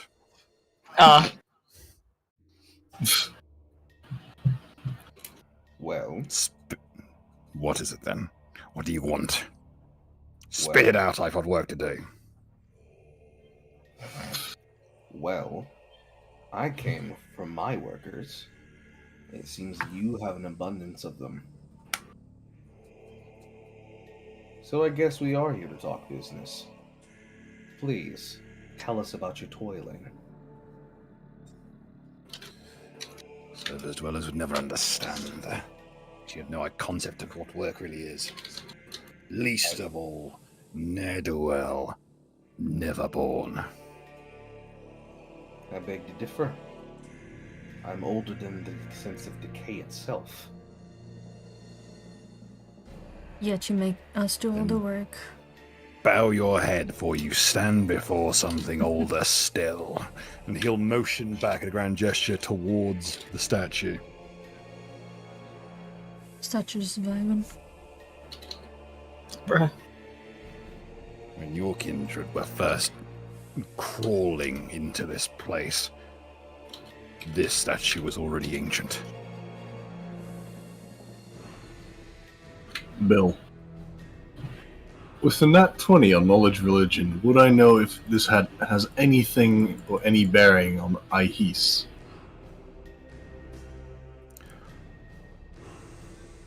Forosh was considered a lost archdevil. Now, there are only 2 archdevils around that same time as Forosh, and there's the one who is what's called the Lost One. The Lost One is widely regarded as... he turned up around the time of the Apocalypse Stone crisis and was slain. Meaning Forosh, even though he is but a vestige, and a kind of a hollow shell of his former self, is the only creature who was alive at the same time as Ihis, apart from Asmodeus himself. Not counting things like Dagon and such, who predate the concept of time. Yeah. But out of the truly sentient creatures, Forosh is one of the oldest. The theory is that it used to be Asmodeus' second or third in command, depending on who you ask, but no one can really agree on it. Would I know if it has any sort of relationship with Asmodeus?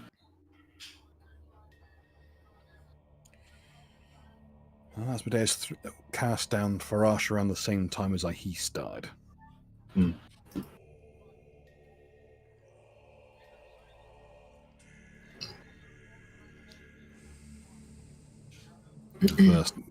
He was the first to be culled, essentially.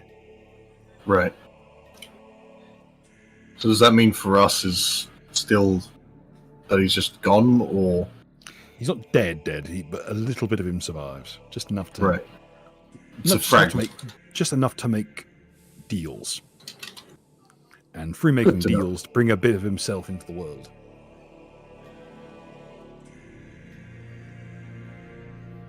How did you get that statue?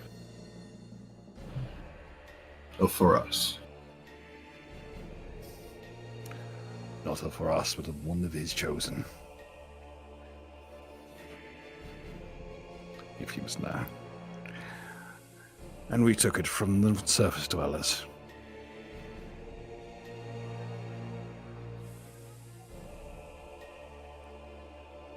Your kind never do appreciate something they have.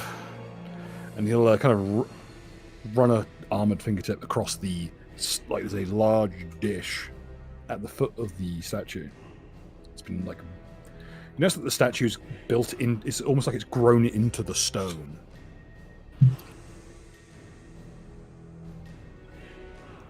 And you notice that this large outcropping of stone isn't even attached to the ground proper. It seems like it was excavated in its entirety and brought here in one massive chunk.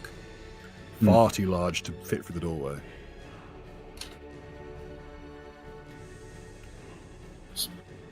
Say, how did you get it here? Did you come to blather or did you come to deal? I smile and I say both. Well, I have no time to blather. So make your peace before I take it that you're more useless a slave.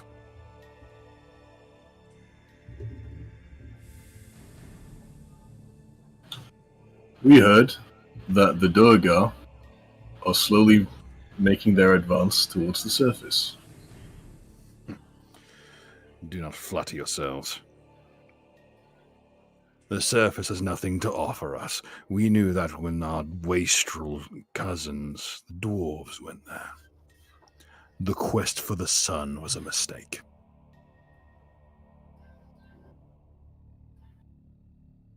So, what do you quest for, other than the concept of effort and work? There is nothing besides it. There's nothing but it. Toil is. I'll be like very obviously nodding in agreement.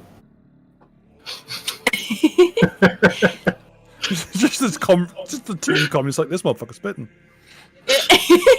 Right? To seek solace in anything other than toil and one's work is a pipe dream. Toil is all one needs. That's why your kindreds are weak. She forgot that.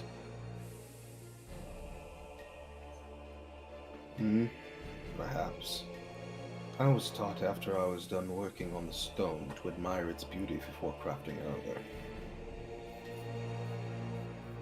Waste of time. The only art from toil is the toil. And when we're done with this world, someone else can waste their life admiring it. We'll be busy going elsewhere to do more. It's funny you worded like that.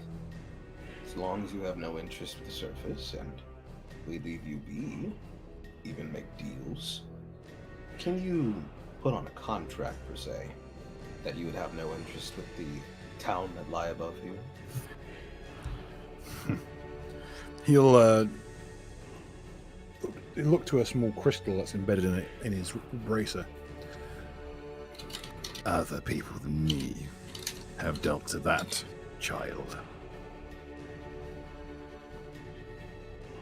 And he'll kind of lift up his arm, and what'll project upwards is this shimmering blue light, and that shows the surface above. And there's a circle of people holding hands in a large circle, and seemingly dancing in a spiral. Circles and circles and spirals and spirals. it's bewildering to watch, but it's like watching people dance in a fractal pattern. It won't be long now, and you'll have other things to worry about.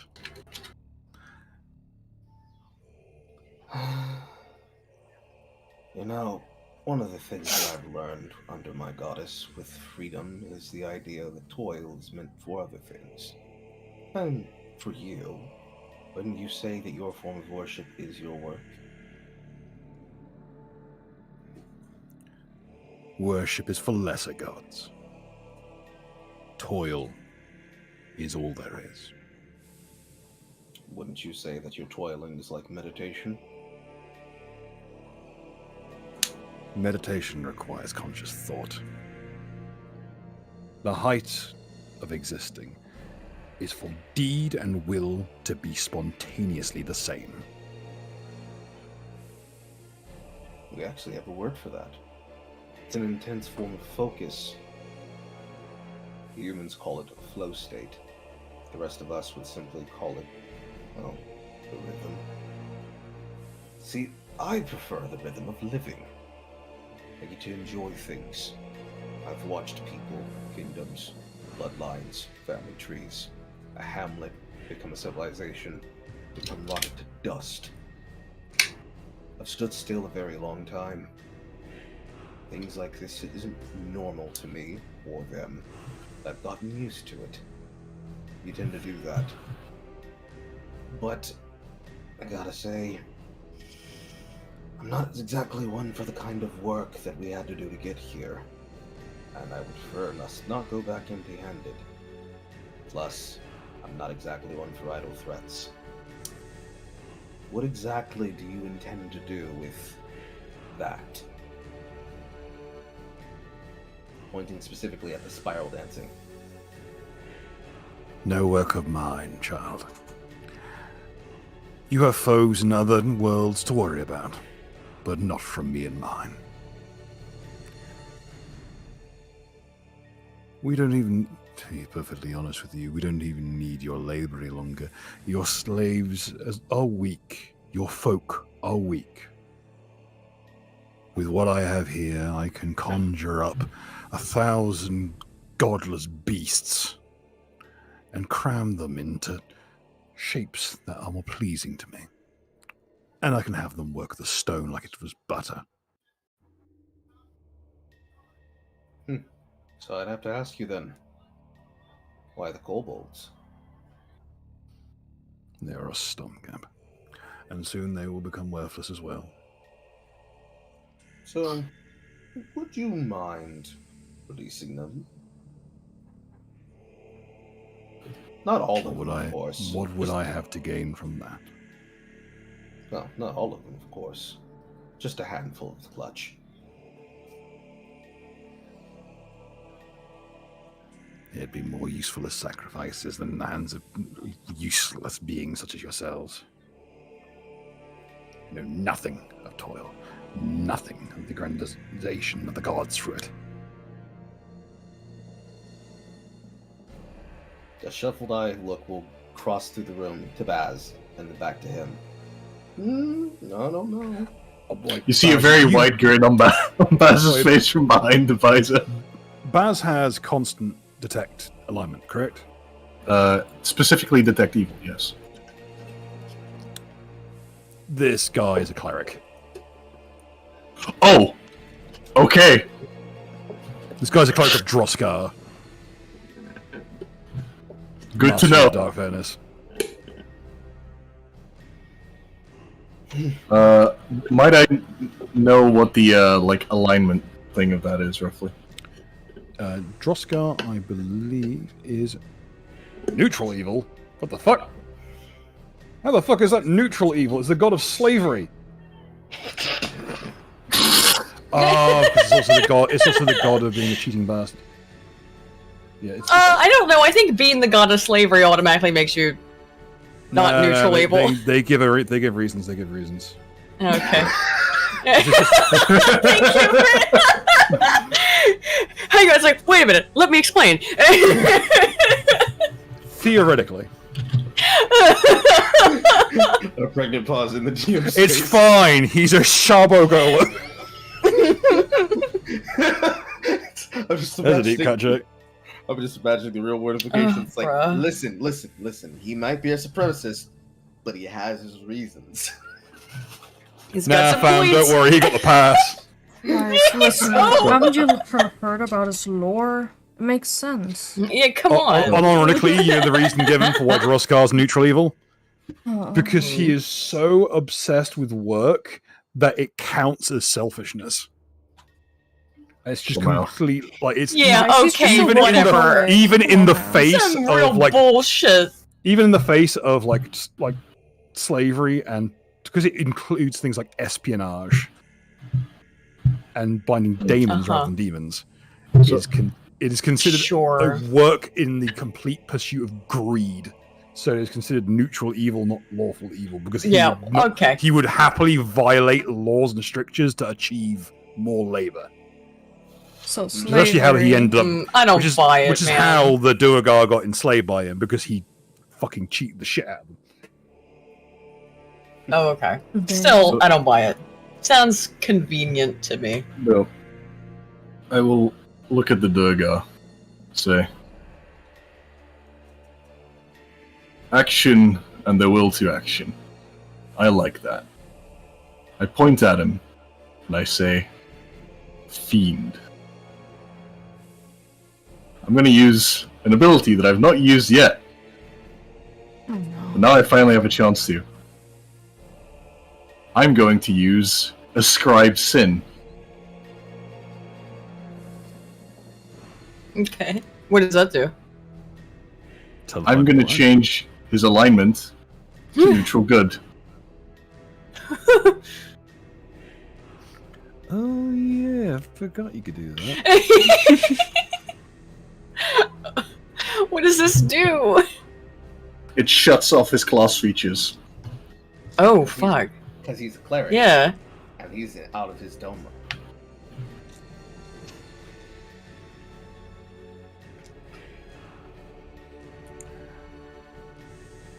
And I think that would be an ideal place to call it. But I'll ask for one last perception check before we close for the evening. From everyone? Yes. If you're in the room, you get a roll. This is Okay. one of those I'll we right forgot to look up outside. situations. Oh lord. And before it's a spider directly above our heads.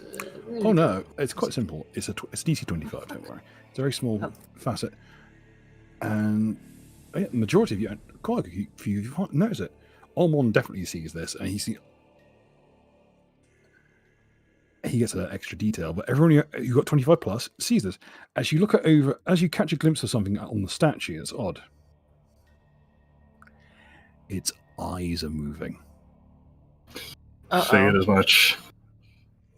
What do you think happens But- if I put the one dagger to its face? I suppose we will have to find out next week. Yep, that for Armand, because you're on me sense motive. Oh, okay, never mind. No, I thought we were like endings. This is the last roll. This is the last roll because he rolled so well. Those eyes are not made of stone, made of flesh, and they're filled with fear. Fear of what? We'll find out next week. Well, ladies and gents, boys and girls at home, I hope everyone's had a good week this week, and I hope they enjoyed the session. And I hope you'll join us next week. Indeed. Absolutely. Any See you all next closing week. terms from our crew here? Yeah, just one. Oh. Alright, see you guys next week. Bye-bye. Don't forget, don't comply. Don't comply. See Alice y'all. will join. Bye. Bye-bye.